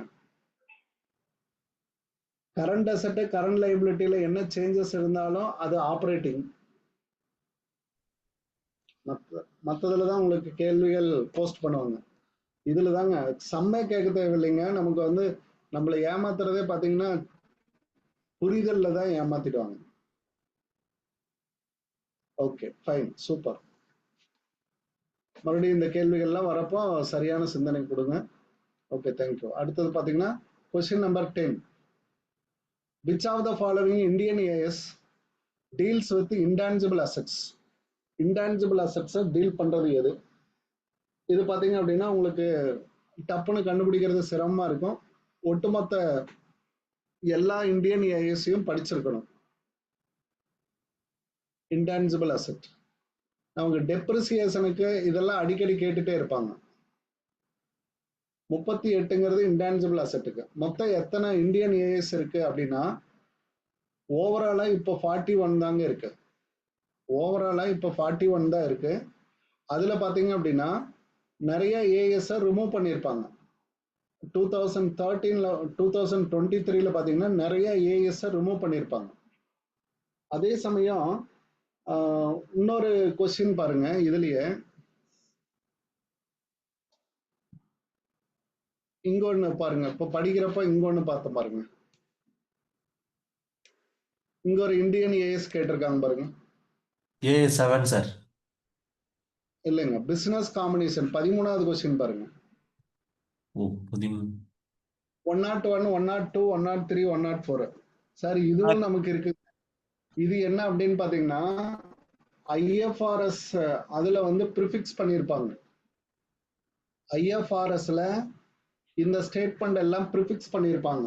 எதுக்காக அப்படின்னா அதாவது நம்மளோட அக்கௌண்டிங் ஸ்டாண்டர்டு எதோட ஈக்குவேட் ஆகணும் அப்படின்னா இன்டர்நேஷனல் ஃபைனான்சியல் ரிப்போர்ட்டோட சரிசமமாக இருக்கணும். அப்படி இருந்தால் தான் நீங்கள் listing to the stock exchanges பண்ண முடியும். அதர் நேஷன்ஸ்ல கொண்டு போயிட்டு நீங்கள் listing to the stock exchanges பண்ண முடியும். அப்போ இந்த இந்த இதெல்லாம் எக்ஸ்ட்ரா அப்படின்னு வச்சிருக்காங்க. 100க்கு மேல் இருக்கிறதெல்லாம் IFRS linked linked Indian as அப்படின்னு அர்த்தங்க. ஈஸியா நினைவுல வச்சுக்கோங்க. 40 வரைக்கும் தான் மோஸ்ட்லி என்ன இருக்கும் அப்படின்னு பாத்தீங்கன்னா இந்தியன் ஏஎஸ் இருக்கும்.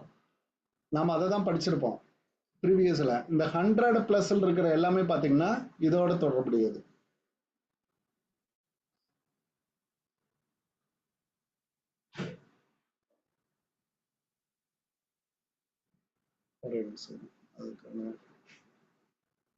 அதுக்கான பிளேஸும் இங்கே வச்சிருந்தேன். சரி பரவாயில்ல, நானே சொல்லிடுறேங்க. சின்ன சின்ன விஷயங்கள்லாம் நமக்கு நினைவுலயே இருக்கும், அதனால சொல்லிடலாம். இந்தியன் ஏஎஸ்ல பண்ணிருக்கேன் சார்.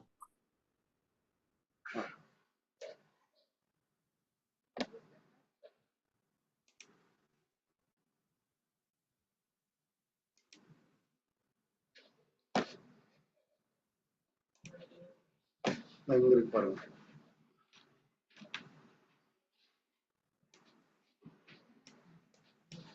இதுல நிறைய ஏஎஸ் ரிமூவ் பண்ணிருப்பாங்க. அதெல்லாமே நீங்க பாத்துக்கணும். AS 1 presentation of financial statement. Sir இப்ப இந்தியன் ஏஎஸ் எல்லாமே பாத்திரலாங்க. நமக்கு பாருங்க இந்த ஒரு கொஸ்டின்னால இருக்கிற எல்லா ஏஎஸும் நம்ம ஒரு அவுட்லுக் வந்துடும். சார் மோஸ்ட் ரிப்பீட்டடா கேட்டுட்டே இருப்பாங்க அப்படின்னா AS2 வராம இருக்கவே இருக்காதுங்க. கேள்வித்தாள்ல இடம்பெற்றுட்டே இருக்கும். AS2 ஃபார் இன்வென்ட்ரி, சரக்கிருப்பு. சரக்கிருப்பு பத்தி பேசக்கூடியது இதுதான். அடுத்ததான் பாருங்க, இன்பிட்வீன்ல இருந்த எல்லாமே ரிமூவ் பண்ணிட்டாங்க. 3, 4, 5, 6, 7 6 வரைக்கும் ரிமூவ் பண்ணியாச்சு. 7, 8 தான் நமக்கு இருக்குங்க. Statement of cash flow. Cash flow ஸ்டேட்மெண்ட்டுங்க, வேற ஒண்ணும் இல்லை. Cash flow statement AS7 cash flow statement. Cash flow statement பாத்தீங்கன்னா 7 நினைவுல வச்சுக்கோங்க. இது நமக்கு ரொம்ப முக்கியம். அடுத்ததா 8 அப்படின்றது நமக்கு எதை குறிப்பிடும் அப்படின்னா accounting policies, changes, estimation error. ஏதாவது சேஞ்ச் பண்றீங்க அப்படின்னா அதை டிஸ்க்ளோஸ் பண்ணக்கூடிய இடம் 8. 2 கேட்பாங்க, 7 கேட்பாங்க. சம்டைம்ஸ் இதை மேட்சிங்ல கேட்டுருவாங்க. நமக்கு எல்லாமே தெரிஞ்சாதான் நம்ம மேட்ச் பண்ண முடியும். அப்ப இம்பார்ட்டன்ட் ஆனது தெரிஞ்சுட்டா கூட நம்ம என்ன பண்ணிடலாம், மேட்ச் பண்ணிடலாம். அப்படியே நீங்க மெமரைஸ் ஆயிடும் பாருங்க. 2, 7. 2ங்கிறது இன்வென்ட்ரி, 7ங்கிறது கேஷ் ஃப்ளோ ஸ்டேட்மெண்ட். போதும். அதுக்கடுத்த பாருங்க, கான்ட்ராக்ட பத்தி பேசுறது 11. பாருங்க, இம்பார்ட்டன்ட் மட்டும் கொண்டு வர.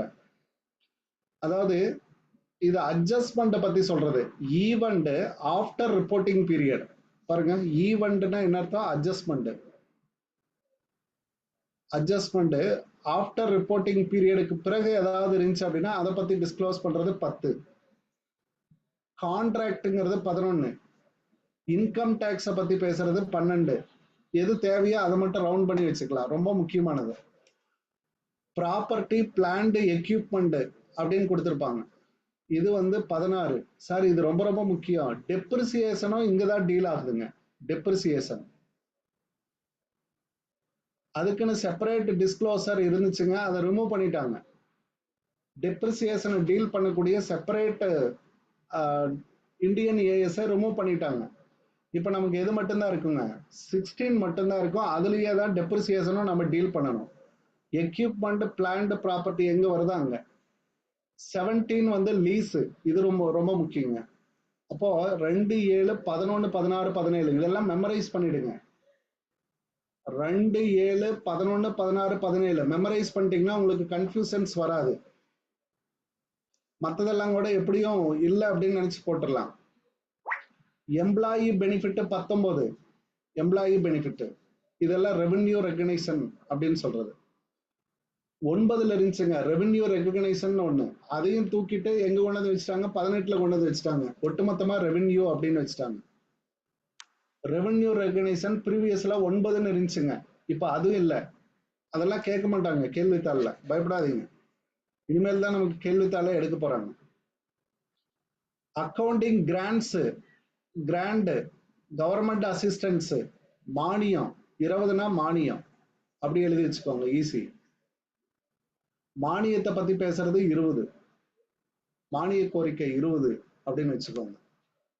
அடுத்தது foreign exchange, forex rate. Forex rate change ஆகுது சார் அப்படின்னா effect of changes in forex. Forex 11.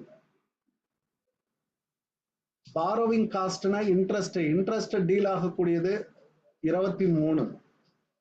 இதை வேணா பார்த்துக்கோங்க. இதெல்லாம் மோஸ்ட் எசென்சியல்மா. Related party disclosure 24. இதுவும் சம்டைம்ஸ் கேட்பாங்க, தெரிஞ்சு வச்சுக்கலாம். Separate financial statement 27. Investment joint வெஞ்சரை பத்தி படிக்கிறது அது 28. Hyper inflationary economics 29. ஓகே, தெரிஞ்சதை மட்டும் வச்சுக்கலாம், தெரியாதெல்லாம் அப்பப்போ தேவைப்படுறப்ப போய் படிச்சுக்கலாம். இபிஎஸ்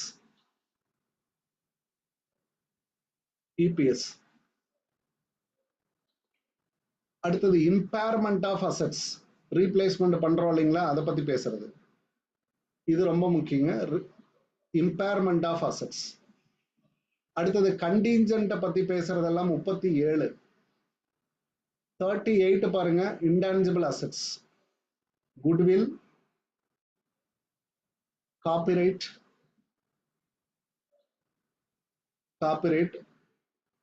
பேட்டன்ட், இதை பத்தி எல்லாம் சொல்றது. Intangible assets. இன்வெஸ்ட்மெண்ட் இன் ப்ராப்பர்ட்டி 41 புதுசா சேர்த்திருக்காங்க, அக்ரிகல்ச்சர். இது வரைக்கும் இந்தியன் ஏஎஸ் 41 தான் நமக்கு ஷெட்யூல் பண்ணுதுங்க. ப்ரீவியஸ்ல இருக்கிறதெல்லாம் எடுத்துட்டு இதெல்லாம் ஐஎஃப்ஆர்எஸ்க்காக கொண்டு வந்திருக்காங்க. ஐஎஃப்ஆர்எஸ்க்காக புதுசா கொண்டு வந்திருக்காங்க. ஏஎஸ் 101, 102, 103, 104, 105 இதுல எல்லாம் பார்த்துக்கோங்க. இது வந்து 13வது கொஸ்டினுக்கு நமக்கு உதவும். பிசினஸ் காம்பினேஷன் என்ன அப்படின்னு கேட்டிருந்தாங்க. 103, 104 இன்சூரன்ஸ் கான்ட்ராக்ட். இதுலயும் கேள்விகள் வரலாம் அப்படின்றதுக்கு இது ஒரு எக்ஸாம்பிள். இதுல நிறைய இருக்குங்க, 15 வரைக்கும் இருக்கு, அப் டு 15 வரைக்கும் இருக்கும். நீங்க எல்லாத்தையும் படிக்கிறீங்களா இல்லையோ, ஒரு சிலதை மட்டும் நல்லா படிச்சு வச்சுட்டீங்கன்னா போதும். சார் இது குரூப்ல போடுவீங்களா சார்? இப்போ எல்லாமே போட்டுருவோம் சார், உங்களுக்கு தான் சார், எல்லாமே உங்களுக்கு தான் சார், படிச்சா போதும் சார். ஓகே, கீழே அந்த 100க்கு மேல வேணா ரொம்ப தூரம் போக வேண்டாம், ஏன்னா உங்களுக்கு அது ரொம்ப அவாய்டபிள், கன்ஃபியூஷன்ஸ் அதிகமாகும். இந்த பிசினஸ் காம்பினேஷன்ல நமக்கு ரொம்ப முக்கியமா அந்த ஹரிஜாண்டல் வெர்டிக்கல் ஹரிஜாண்டல் காம்பினேஷன், ரெண்டு M and A MOA sorry merger and acquisition சொல்லுவோம் இல்லைங்களா, மெர்ஜர் அண்ட் அக்யூசேஷன்ல இந்த காம்பினேஷன்ல வர்றதுதாங்க. வெர்டிக்கல் காம்பினேஷன், கான்க்ளோமிரேட் இதெல்லாம் பண்ணுவாங்க. அந்த எம்என்டிஏ மெர்ஜர் அண்ட் அக்யூசேஷனுக்காக பயன்படுத்துறது தான் 103. ஓகே, இது எல்லாமே உங்களுக்கு வந்துருமா, பயப்படாதீங்க. எல்லாமே அங்க கொடுத்துருவேன். இதுல செப்பரேட்டா இதையும் அங்கேயே கொண்டு போய் வச்சிடுறேன், ஏன்னா வேற வேற இடத்துல வேண்டாம். சார் ரொம்ப ரொம்ப நமக்கு தேவைப்படுற ஏஎஸ் மட்டும் நல்லா மெமரைஸ்ல வச்சுக்கோங்க. அப்போ எல்லா ஏஎஸ்ஸையும் நீங்க கண்டுபிடிச்சிடலாம்.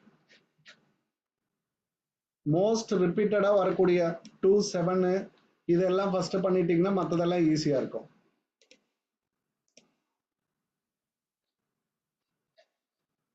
டூ 7 பண்ணிட்டீங்கன்னா மற்றதெல்லாம் ஈஸியா இருக்கும். நான் அங்கேயே கொடுத்துறேன். Okay, fine.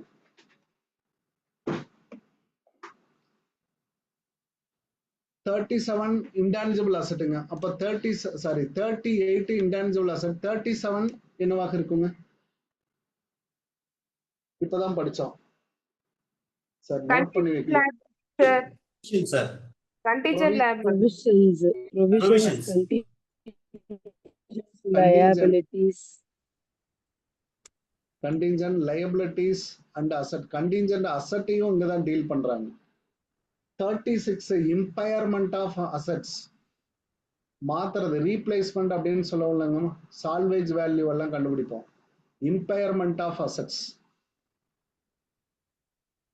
சால்வேஜ் வேல்யூ எல்லாம் போட்டு பார்ப்போம். அதெல்லாம் இதுலதான் வரும். 35 எதை பத்தி பேசணும்? இதெல்லாம் ரிமூவ் பண்ணிட்டாங்க. நோ, 35 இருக்காது பாருங்க. இல்ல சார், ரிமூவ்டு. 36 இம்பேர்மெண்ட் ப்ரொவிஷன் தான் வரும், நடுவுல இல்ல. இன்ட்ரியம் பினான்சியல் ரிப்போர்ட்டிங் 34 தான் இருக்கு. Okay, removed. Okay, super understanding. இதுல பாருங்க 101 Indian as deals with accounting combination. 103 வந்து பிசினஸ் காம்பினேஷன். ஃபர்ஸ்ட் எதை கொடுத்திருந்தாங்க அப்படின்னு பாத்தீங்கன்னா, ஐஎஃப்ஆர்எஸ் ஓட நீங்க என்ன first time adoption Indian AS, first time adoption, adopt பண்றது Ind AS. Ind AS first time, Indian AS first time நீங்க அடாப்ட் பண்றீங்க அப்படின்னா அதுக்காக கொடுக்கப்பட்டது 101. ஷேர் பேஸ்டு பேமெண்ட் ஏதாவது கொடுத்தீங்கன்னா 102. ஷேர் பேஸ்டு பேமெண்ட் சார், இதெல்லாம் எக்ஸ்ட்ரா நாலேஜுக்காக படிக்கிறது தான் சார். இப்படி ஒன்று இருக்குது அப்படின்னாவது நமக்கு தெரியணும். Insurance contract. Okay, got it. அப்ப இதுக்கு ஆப்ஷன் சி தான் கரெக்ட்.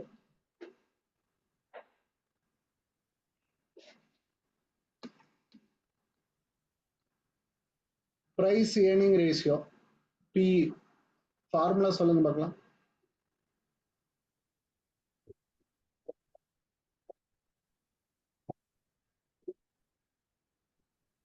ஃபர்ஸ்ட் பிரைஸ்னா என்னமா? மார்க்கெட் பிரைஸ் பெர் ஷேரா? நீங்க எப்போதுமே எழுதணும் இபிஎஸ்.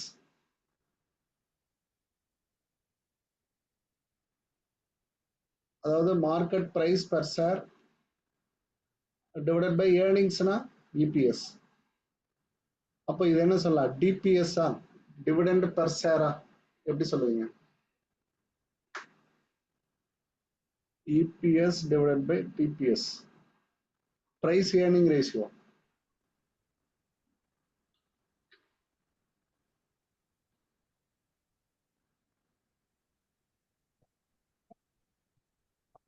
இதுக்கு ஃபார்முலா என்னமா வரும்?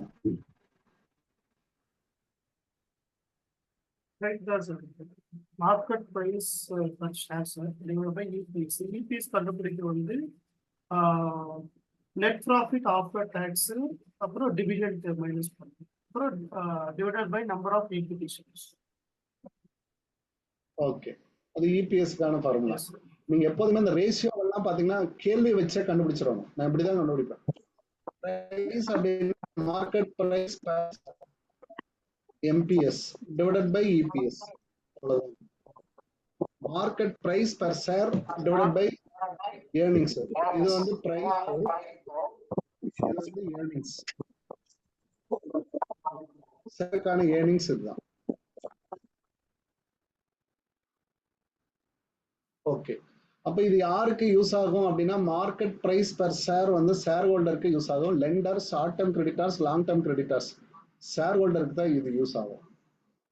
ஏன்னா ஷேர் ஹோல்டர் தானே ஷேரை பை பண்றவங்க, இவங்க கடனை கொடுக்குறவங்க, லாங் டேர்ம் கடனை கொடுக்குறவங்க. ஷேர் பிரைஸ் ஏர்னிங் ரேஷியோவை அவங்க பார்க்க மாட்டாங்க. Short term creditors, long term creditors. நீங்க இன்வெஸ்டிங் இன் ஸ்டாக் எக்ஸ்சேஞ்ச் அப்படின்னா investing share holder investing in stock exchange அப்படின்னா must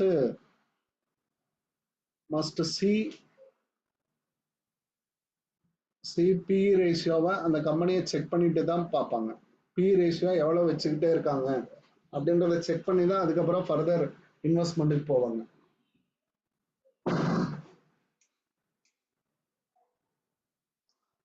okay, fixed asset turnover ratio answer கண்டுபிடிச்சாச்சு. Fixed asset turnover ratio to test எதுவாக இருக்கும்? சால்வன்சியை test பண்றது எதுங்க?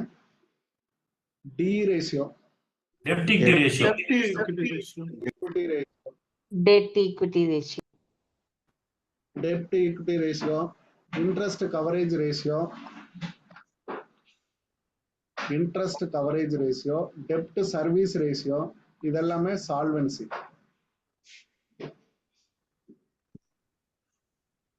Dead service ரேஷியோமா.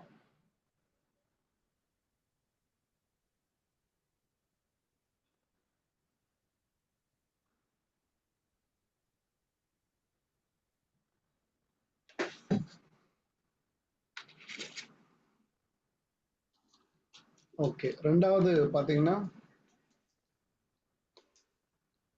லிக்விடிட்டின்னு கொடுத்துருக்காங்க. Sorry,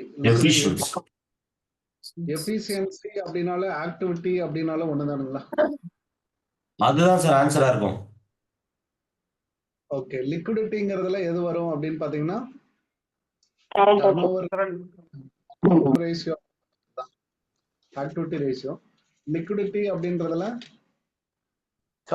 short term solvency, short அது வந்து என்ன? Current ratio, quick ratio, asset sorry absolute quick ratio.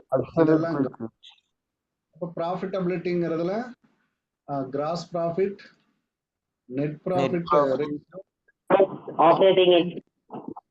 Operating profit, ROI, ROCE, இது எல்லாமே இதுல தான் வரும்.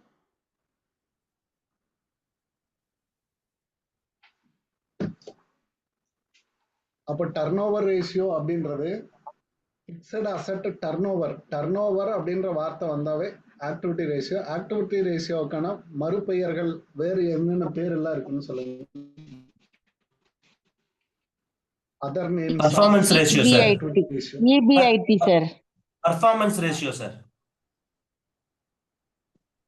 EBIT performance sales, performance sir, performance ரேஷியோன்னு சொல்லலாம்.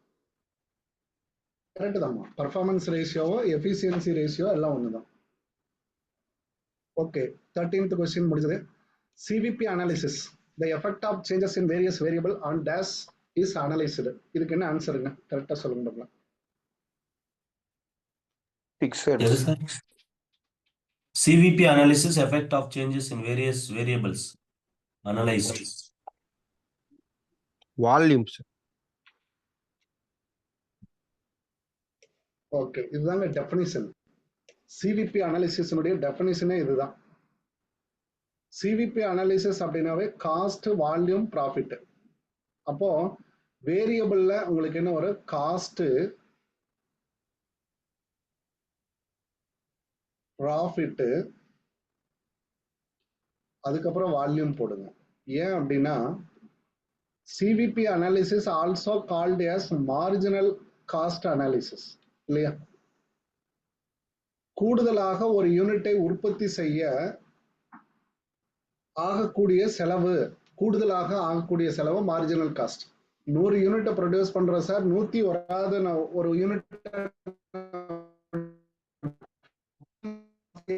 கூடுதலாக நான் ஏற்றுக்கொள்ளக்கூடிய காஸ்ட் மார்ஜினல் காஸ்ட். அது purely related to variable cost. Marginal காஸ்ட்ங்கிறது purely related to variable cost. Decision மேக்கிங்க்கு ரொம்ப ரொம்ப முக்கியம். டெசிஷன் மேக்கிங்க்கு ரொம்ப முக்கியமான காஸ்ட்னா இதுதான். ஓகே, அப்போ அந்த அடிப்படையில் இந்த வால்யூம் ப்ராஃபிட் அப்படின்றது இதுல 2 ஃபேக்டர் இதுதாங்க. வேரியபிள் அப்படின்றத நமக்கு இதுதான் இருக்கும். ஸ்டேட்மெண்ட்ல பாத்தீங்க அப்படின்னா சேல்ஸை வச்சு மற்ற ரெண்டையும் ப்ரிடிக்ட் பண்ணுவாங்க. சேல்ஸை வச்சு மற்ற ரெண்டையும் ப்ரிடிக்ட் பண்ணுவாங்க. அப்ப காஸ்ட் ப்ராஃபிட் அப்படின்றது வேரியபிள். எதோட நம்ம லிங்க் பண்றோம், எஃபெக்டை கண்டுபிடிக்கிறோம் அப்படின்னா வால்யூமோட எஃபெக்டை கண்டுபிடிக்கணும். இதுதான் வந்து டெஃபினிஷனுங்க. இந்த டெஃபினிஷனை அப்படியே கேட்டிருக்காங்க. ஆன்சர் பாத்தீங்க அப்படின்னா டி. ஆனா மோஸ்ட் ரிலையபிள் ஆன்சர் எல்லாமே கொடுத்துருக்காங்க. அப்ப காஸ்ட் அப்படின்றது both financial cost and variable cost ரெண்டுமே வரும். Profit another one variable. Sir இது அப்படியே வரி அப்படியே டெஃபினிஷனை மட்டும் அப்படியே எடுத்து வச்சிருக்காங்க. நீங்க ஈஸியா நினைவுல வச்சுக்கோங்க. Effect of changes in variable எதுல காஸ்ட் ப்ராஃபிட்டை சேஞ்ச் பண்ணா எதுல சேஞ்ச் ஆகும், வால்யூம்ல சேஞ்ச் ஆகும்.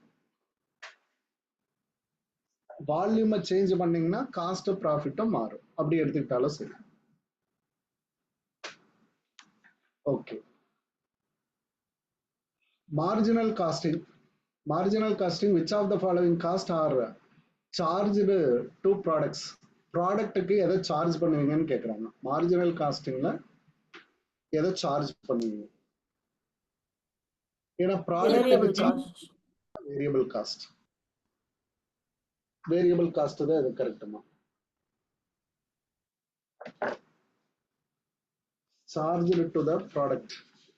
டோட்டல் காஸ்ட் சார்ஜ் பண்ணீங்கன்னா இதை சார்ஜ் பண்ணக்கூடியது அப்சார்ப்ஷன் காஸ்ட்.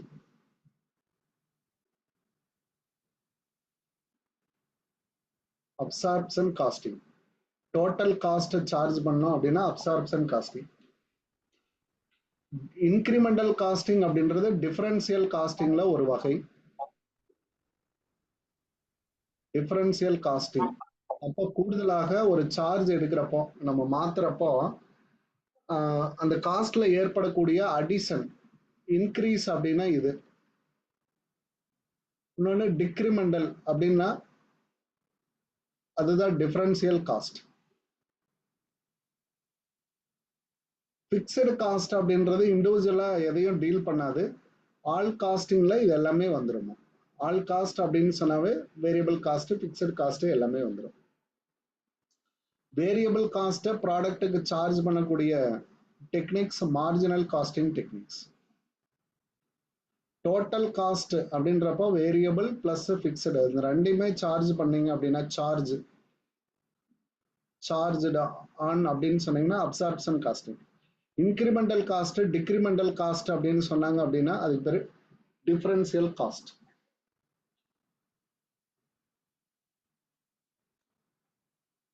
இவ்வளவுதாங்க கீ பாயிண்ட். அதுதாங்க அதுதான் ரெலவெண்ட்.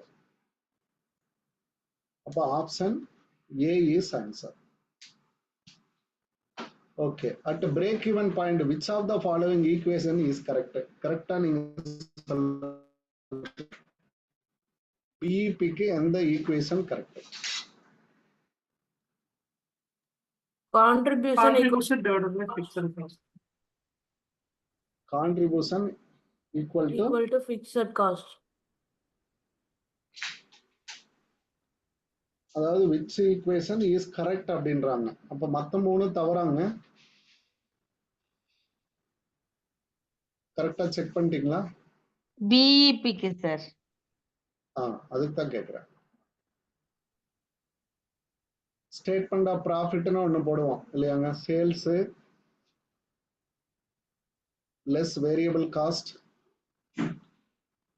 அதை லெஸ் பண்ணிட்டோம் அப்படின்னா நமக்கு என்ன கிடைக்கும்? கான்ட்ரிபியூஷன்.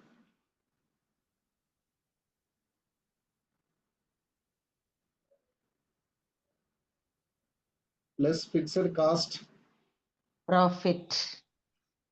Profit or loss.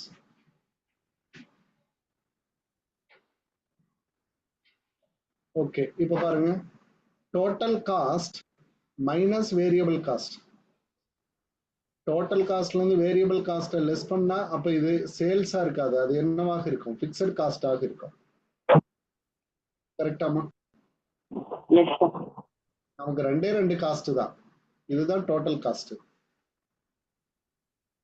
அப்போ வேரியபிள் காஸ்ட் மட்டும் நீங்க லெஸ் பண்ணீங்கன்னா ஃபிக்ஸட் காஸ்ட் தான் வரும். அப்போ ஃபர்ஸ்ட் ஸ்டேட்மெண்ட் இஸ் ராங். அடுத்தது contribution equal to fixed cost. அப்போ இங்க வந்து ஒரு 10,000 கான்ட்ரிபியூஷன் வருதுன்னா ஃபிக்ஸட் காஸ்ட்டும் 10,000 அப்படின்னா நமக்கு என்ன அப்படின்னா P&L அக்கௌண்ட் 0. எப்போ இது ப்ராஃபிட் அண்ட் லாஸ் 0 ஆகுதோ அந்த பாயிண்ட் நம்ம என்னன்னு சொல்லுவோம், பிஇபி பாயிண்ட் அப்படின்னு சொல்லுவோம் இல்லையா? இந்த பாயிண்ட் தானே PIB point. Yes, sir. ஸ்டேட்மெண்ட்ல Profit, no loss, sir. Profit no profit no loss point. No profit or loss point அப்படி எடுத்துக்கிறப்போ இந்த இடம் 0 ஆகணும்னா ரெண்டும் சமமா இருக்கணும். அப்போ இது வந்து கரெக்ட் ஸ்டேட்மெண்ட். டிஇபியை பொறுத்த வரைக்கும் இது correct. Okay, next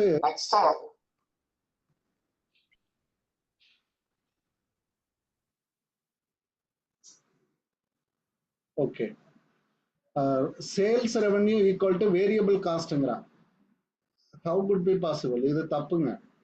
revenue cost எப்படி சமமா இருக்கும்? கண்டிப்பா இருக்காது. பிபி அப்படின்ற இடத்துல sales revenue equal to variable cost plus fixed காஸ்ட்னா கூட ஓகே, கரெக்ட் தானே? இந்த எஃப்சி இருந்தா இந்த statement correct. No profit, no loss. அப்போ revenue match revenue equal to cost அப்படின்னா இது ரெண்டையும் லெஸ் பண்ணீங்கன்னா 0 ஆயிடும். அதனால ரெவென்யூ ஈக்குவல் டு காஸ்ட்னா ஓகே. அப்போ பிக்சட் காஸ்ட் வரல, அப்போ இந்த ஸ்டேட்மெண்ட் தப்பு. Profit equal to fixed cost plus variable cost, அப்போ இது பேரு டோட்டல் காஸ்ட். டோட்டல் காஸ்ட் பாருங்க, ஒரே ஸ்டேட்மெண்ட்டை வளைச்சு கேட்டிருக்காங்க. ஆனா கொஸ்டின் நல்லா இருக்கு. அப்போ option B is a right answer. Option B is a right answer.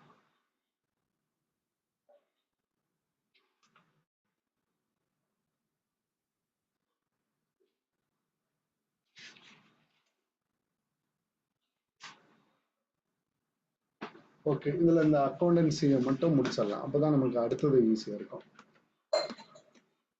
நமக்கு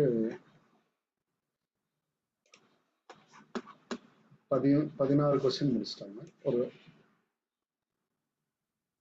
அடுத்த ஒரு சப்ஜெக்ட்ல வந்து நிக்கலாங்க. அது வரைக்கும் நம்ம முடிச்சிடலாம்.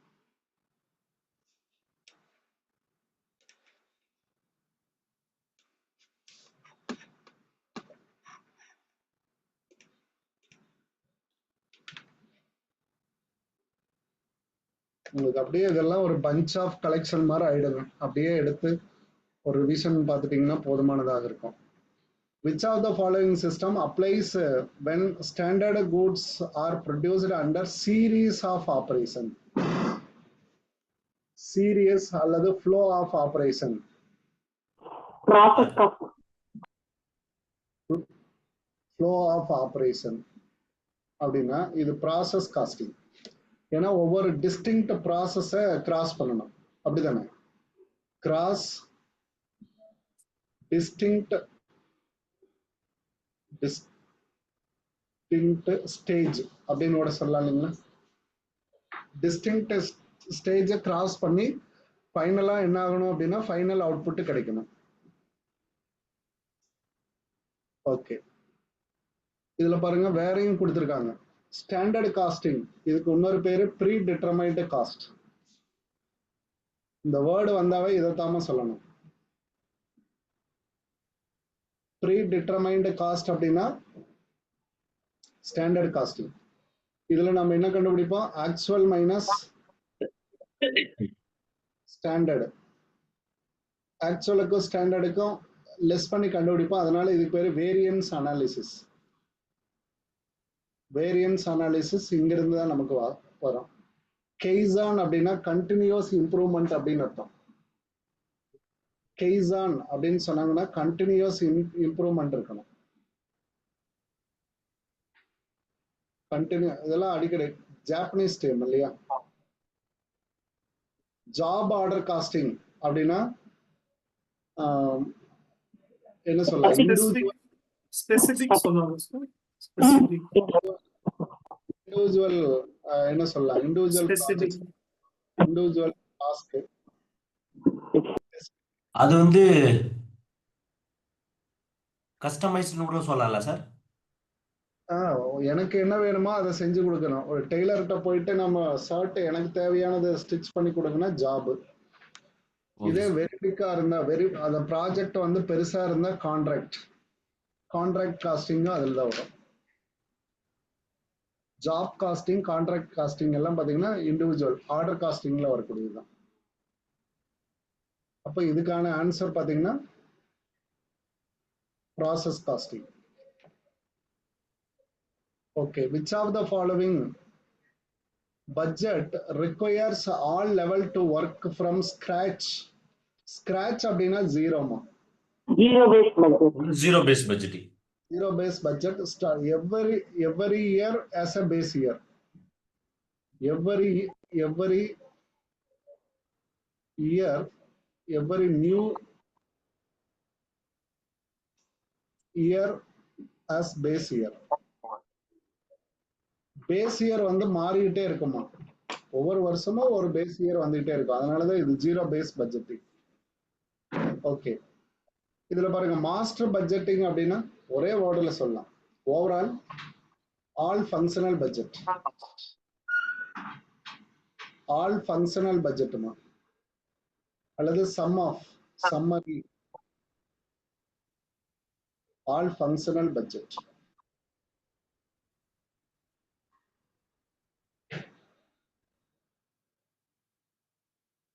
Flexible budget அப்படின்னா according to the level.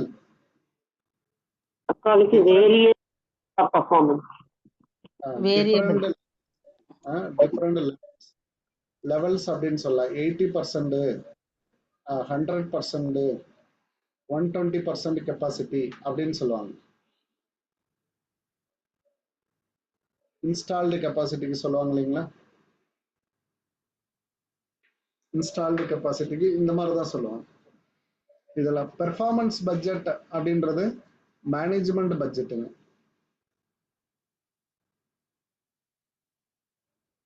Management task performance budget.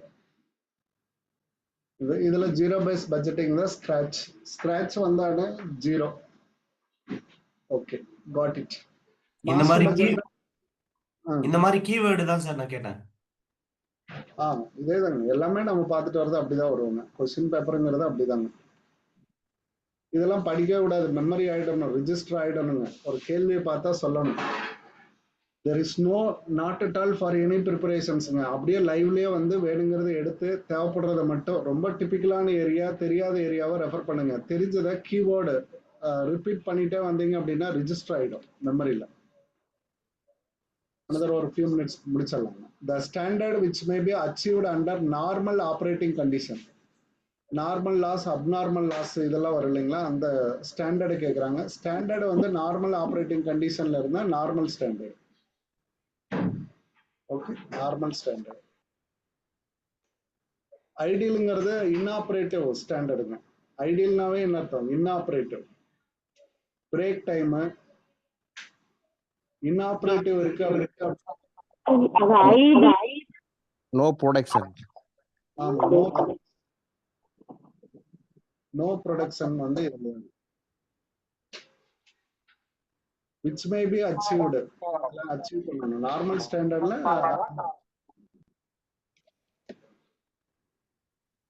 Okay, one more question இருக்கு sir.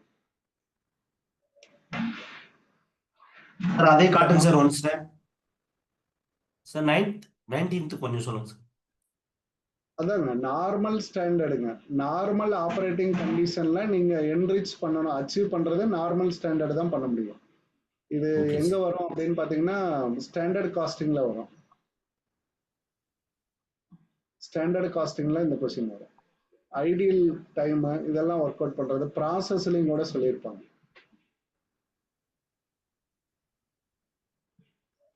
Okay, margin of safety 80,000, profit 20,000, sales 3 lakh. What is amount of fixed cost? What is amount of fixed cost. நமக்கு என்ன கொடுத்துருக்காங்களோ அதுல இருந்து அப்படியே drive பண்ணிட்டு போங்க, அதுதான் ஈஸி. ஃபர்ஸ்ட் வந்து எம்ஓஎஸ் கொடுத்துருக்காங்க. எம்ஓஎஸ், அப்ப எம்ஓஎஸ்க்கான ரெண்டு ஃபார்முலாவையும் சொல்லி பாருங்க. ஃபர்ஸ்ட் ஃபார்முலா ஈக்குவல் டு நம்ம என்ன சொல்லுவோம் அப்படின்னாங்க, margin of safety minus B.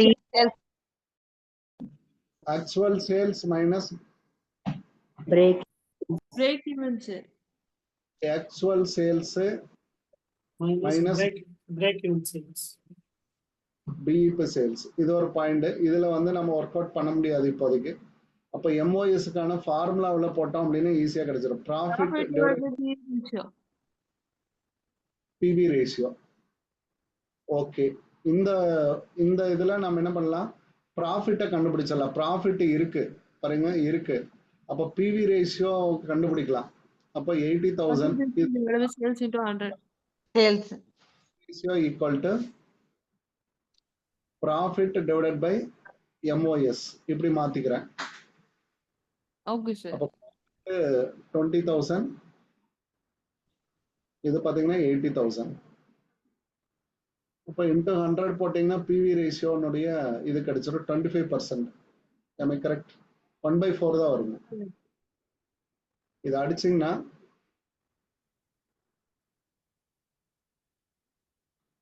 Okay 8 அப்படின்றப்போ பாத்தீங்கன்னா 25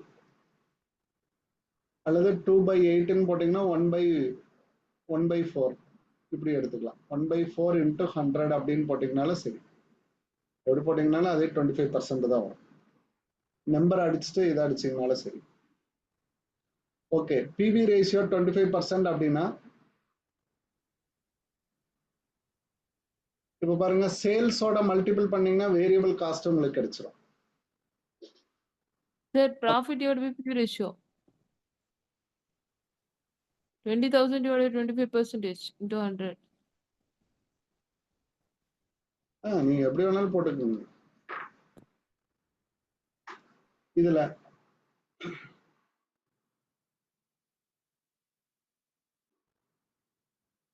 அதாவது பிவி ரேஷியோவை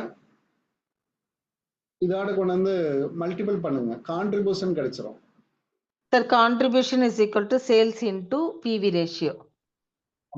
சேல்ஸோட பிவி ரேஷியோ மல்டிப்ளை பண்ணீங்கன்னா உங்களுக்கு இது கிடைச்சிடும்.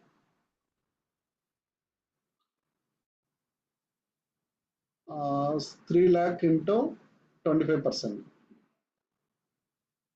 75,000. 25,000 கான்ட்ரிபியூஷன். இப்போ உங்களுக்கு என்ன, வாட் இஸ் த ஃபிக்ஸட் காஸ்ட்னு தான் கேட்டிருக்காங்க. ஸ்டேட்மெண்ட்ல பாருங்க, ஸ்டேட்மெண்ட்ல கான்ட்ரிபியூஷன் ஸ்டேட்மெண்ட் போட்டீங்கன்னா ஈஸிங்க. 75,000 கான்ட்ரிபியூஷன். இங்க ப்ராஃபிட்டும் ஆல்ரெடி நமக்கு கொடுத்துட்டாங்க. ப்ராஃபிட்டும் நமக்கு எவ்வளவு கொடுத்துட்டாங்க, 20,000. இப்போ நம்மளுடைய பிக்சட் காஸ்ட் என்னவாக இருக்கும், 55,000. இதுல இருந்து இது லெஸ் பண்ணிருங்க. Fixed cost 55,000. அவ்வளவுதான். Yes, sir. இதே கொஸ்டின்ல வேரியபிள் காஸ்ட் கேட்டிருந்தாங்கன்னா எப்படி போடுவோம்? Variable cost sales minus variable cost sir. Contribution. Very good. Sales PV ratio போடுங்க. இல்ல, சேல்ஸ் இன்டு பிவி ரேஷியோ தான் இது கான்ட்ரிபியூஷன் வருது இல்லைங்களா? அப்போ நீங்க என்ன பண்ணணும் அப்படின்னா sales minus contribution. Sales minus contribution sir. இல்லைங்க, 1 மைனஸ் அல்லது 100 மைனஸ் பிவி ரேஷியோ இப்படி போட்டீங்கனாலும் ஃபார்முலா கிடைக்கும். அப்போ சேல்ஸ் 3 lakh இன்டோ 100ல இருந்து 25 லெஸ் பண்ணீங்கன்னா 75%, 2,25,000. 25%, 2,25,000. ஓகே, சார் இத இன்னொரு டைம் சொல்லுங்க சார். சார் இன்னொரு டைம் சொல்லுங்க சார். அந்த ஸ்டேட்மெண்ட் நினைவுல கொண்டு வந்தீங்கன்னா ஈஸி. நான் சொல்றேன் உங்களுக்கு. இதே வந்து பிஇபி கேட்டாங்கன்னா எப்படி இருக்கும்? பிஇபி கான்ட்ரிபியூஷனும் ஃபிக்ஸட் காஸ்ட்டும் ஒரே அமௌண்டா இருக்கணும். அப்போ fixed cost divided by PV ratio. Fixed Fixed cost cost divided by PV ratio, sir. PV ratio. அப்போ ஃபிக்ஸட் காஸ்ட் கண்டுபிடிச்சிட்டீங்கன்னா BEP sales 55,000 divided by 5,000 divided by 25%. 25%. அப்போ 20 எவ்வளவு போடலாம்? 1/4 போட்டுக்கலாமா அல்லது எப்படி போட்டுக்கலாம்? இங்க into 100 போட்டுலாம் சார். அப்போ இதுல இதுக்கு அடிச்சோம் அப்படின்னா 4 times. 4. அப்போ 4 5 20 4 5 2,20,000 சேல்ஸ், பிஇபி சேல்ஸ். எப்படி வேணாலும் எதை வேணாலும் கண்டுபிடிக்கலாங்க. இப்போ இதுக்கு முன்னாடி ஒரு ஸ்டேட்மெண்ட் நாம போட்டிருந்தோம். பாருங்க, நான் மறுபடியும் 1 செகண்ட் அங்க வரமா ஒரு ஸ்டேட்மெண்ட் போட்டிருந்தேன். நாவத்தில் இருக்காங்க, இங்க பாருங்க. ஸ்டேட்மெண்ட் ஆஃப் ப்ராஃபிட் அப்படின்னு போட்டிருந்தோம். Contribution, fixed cost, profit. இந்த ஸ்டேட்மெண்ட் தெரிஞ்சா எல்லாமே ஈஸிங்க. ஓகேங்க சார். கான்ட்ரிபியூஷனை கண்டுபிடிக்கணும் அப்படின்னா எப்படி எடுத்துக்கலாங்க? Sales into PV ratio. அடுத்ததான் வேரியபிள் காஸ்ட்டை கண்டுபிடிக்கணும்னா சேல்ஸ் இன்டு வச்சு நம்ம கேட்பாங்க.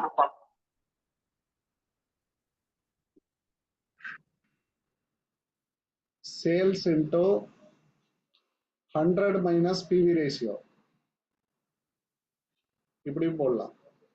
அது 25% அப்படின்னா இதுக்கு 75% போட்டீங்கன்னா வேரியபிள் காஸ்ட் கிடைச்சிடும். அப்போ கான்ட்ரிபியூஷனை கண்டுபிடிச்சிட்டு இது இருந்துச்சு அப்படின்னா ஈஸியா போட்டுடலாம் இல்லைங்களா? ப்ராஃபிட் இருந்துச்சு அப்படின்னா பிக்சட் காஸ்ட்டை கண்டுபிடிச்சிடலாம். எனக்கு எவ்வளவு வந்துச்சு? இங்க ஒரு 55,000 ரூபாய் வந்துச்சுங்க. கீழே பாத்தீங்கன்னா ப்ராஃபிட் 75,000 ரூபாய் வந்துச்சு. கான்ட்ரிபியூஷன் 75,000. கீழே பாத்தீங்க அப்படின்னா எனக்கு 20,000 வந்துச்சு. அதை லெஸ் பண்றப்ப எனக்கு 55,000 வந்துச்சு. இந்த கொஸ்டின்ல ஒரு கொஸ்டின் கொடுத்தா எல்லா ஆஸ்பெக்ட்ஸ்லயும் நீங்க ஒர்க் பண்ண தெரிஞ்சுட்டீங்கன்னா போதும். சார், இந்த மாடல்ல ஒரு கொஸ்டின் கண்டிப்பா இருக்கும். பிஇபில கேட்காம இருக்கவே மாட்டாங்க, எழுதி வச்சுக்கோங்க. உங்களுக்கு ப்ராப்ளம் வரக்கூடிய 2 ஏரியா பாருங்க, எங்க எடுத்தாலும் சரிங்க. பிஇபில ஒரு கொஸ்டின் எடுத்துருவாங்க. அடுத்தா பாத்தீங்கன்னா ப்ராஃபிட் ஷேரிங் ரேஷியோ, அதுல ஒரு கொஸ்டின் எடுத்துருவாங்க. சார், நமக்கு ஒரே ஒரு யூனிட் தான் இது இருக்கு, பினான்சியல் ஸ்டாட். இதோட அப்படின்னா மேக்சிமம் உங்களுக்கு ப்ராப்ளம் கேட்கணும்னா 5ல இருந்து ஒரு 6 ப்ராப்ளம் கேட்கலாம், 7 ப்ராப்ளம் கேட்கலாம். அதை தாண்டி போகாதுங்க. தைரியமா படிச்சுக்கோங்க. மற்ற எல்லாமே தியரி தான். தியரி படிக்கிறவங்களுக்கு நிறைய வாய்ப்பு.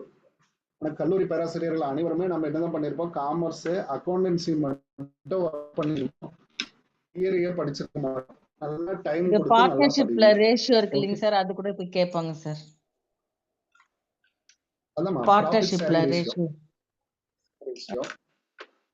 அதாங்க profit sharing ratio. New profit sharing ratio கண்டுபிடிக்கிறோமா? அதுதான். Yes sir, yes sir, yes sir. அதுல எல்லா மாடலும் ஒர்க் அவுட் பண்ணி பாத்துருங்க. உங்களுக்கு டிரைவ்ல எல்லாமே கொடுத்துருக்கோமா, நீங்க டிரைவ் யூட்டிலைஸ் பண்ணுங்க. டிரைவ்ல பாத்தீங்கன்னா அந்த டாபிக் எல்லாமே நீங்க படிச்சு முடிச்சிடலாம். Okay, super. இது வரைக்கும் இந்த பார்ட் இருக்கட்டும். அடுத்தது பாத்தீங்கன்னா இது போகுதுங்க, நோவேஷன் அப்படின்னா கான்ட்ராக்ட் ஆக்ட் போகும். இந்த 20 கொஸ்டினுக்கு அப்புறம் நாளைக்கு மற்றதெல்லாம் பார்த்துடலாம். ஓகே, இன்னைக்கு ஓரளவுக்கு நல்லா யூஸ்ஃபுல்லா இருந்துச்சாமா? கண்டிப்பா சார். ரொம்ப நல்லா இருந்தது சார். ஓகே, 10 கொஸ்டின் பார்த்தாலும் சரிங்க. ஈவினிங் கிளாஸ் இப்படிதான் பாக்குறோம். தூங்குறது கூட போயிடலாம், தப்பு கிடையாது. 10 கொஸ்டின் பார்த்துட்டு டயர்ட் இருந்துச்சுன்னா கூட லீவ் எடுத்துக்கலாம். நிறைய கொஸ்டின் பேப்பரை பாக்குறப்பதான் நிறைய ரீகால் ஆகும். இந்த கிளாஸ் அப்படின்றதே பாத்தீங்கன்னா ஒரு ரீகால். எவ்வளவு விஷயங்களை நம்ம ரீகால் பண்றோம் அப்படின்றதுதான் உங்களுக்கு ரொம்ப யூஸ்ஃபுல்லா இருக்கும். நாளைக்கு மார்னிங் நம்ம மறுபடியும் சந்திக்கலாங்க. நல்லா நாளைக்கு அதே டைம் தானே சார்? 4:40 தானே சார்? சரி, எப்பவுமே அதே டைம் தான் சார். வாங்க, ஓகே. நீங்க வந்தா போதும். ஏதாவது ஒர்க், ஹெக்டிக்கான ஒர்க் அல்லது நீங்க எந்திரிக்க முடியல அப்படின்னா உங்களுக்கு டைம் போட மாட்டேன், அவ்வளவுதான். அதர்வைஸ் உங்களுக்கு மோஸ்ட்லி டைம் கொடுத்துருவேன். மார்னிங் எந்திரிச்சு பாருங்க, மெசேஜ் இருந்துச்சுன்னா class. Okay, thank you. Thank you sir. Thank you sir. கண்டிப்பா இருக்கும். We'll meet you. Thank you sir. Thank you sir. Thank you, sir. Thank you, sir. Thank you. Okay. Thank you, sir.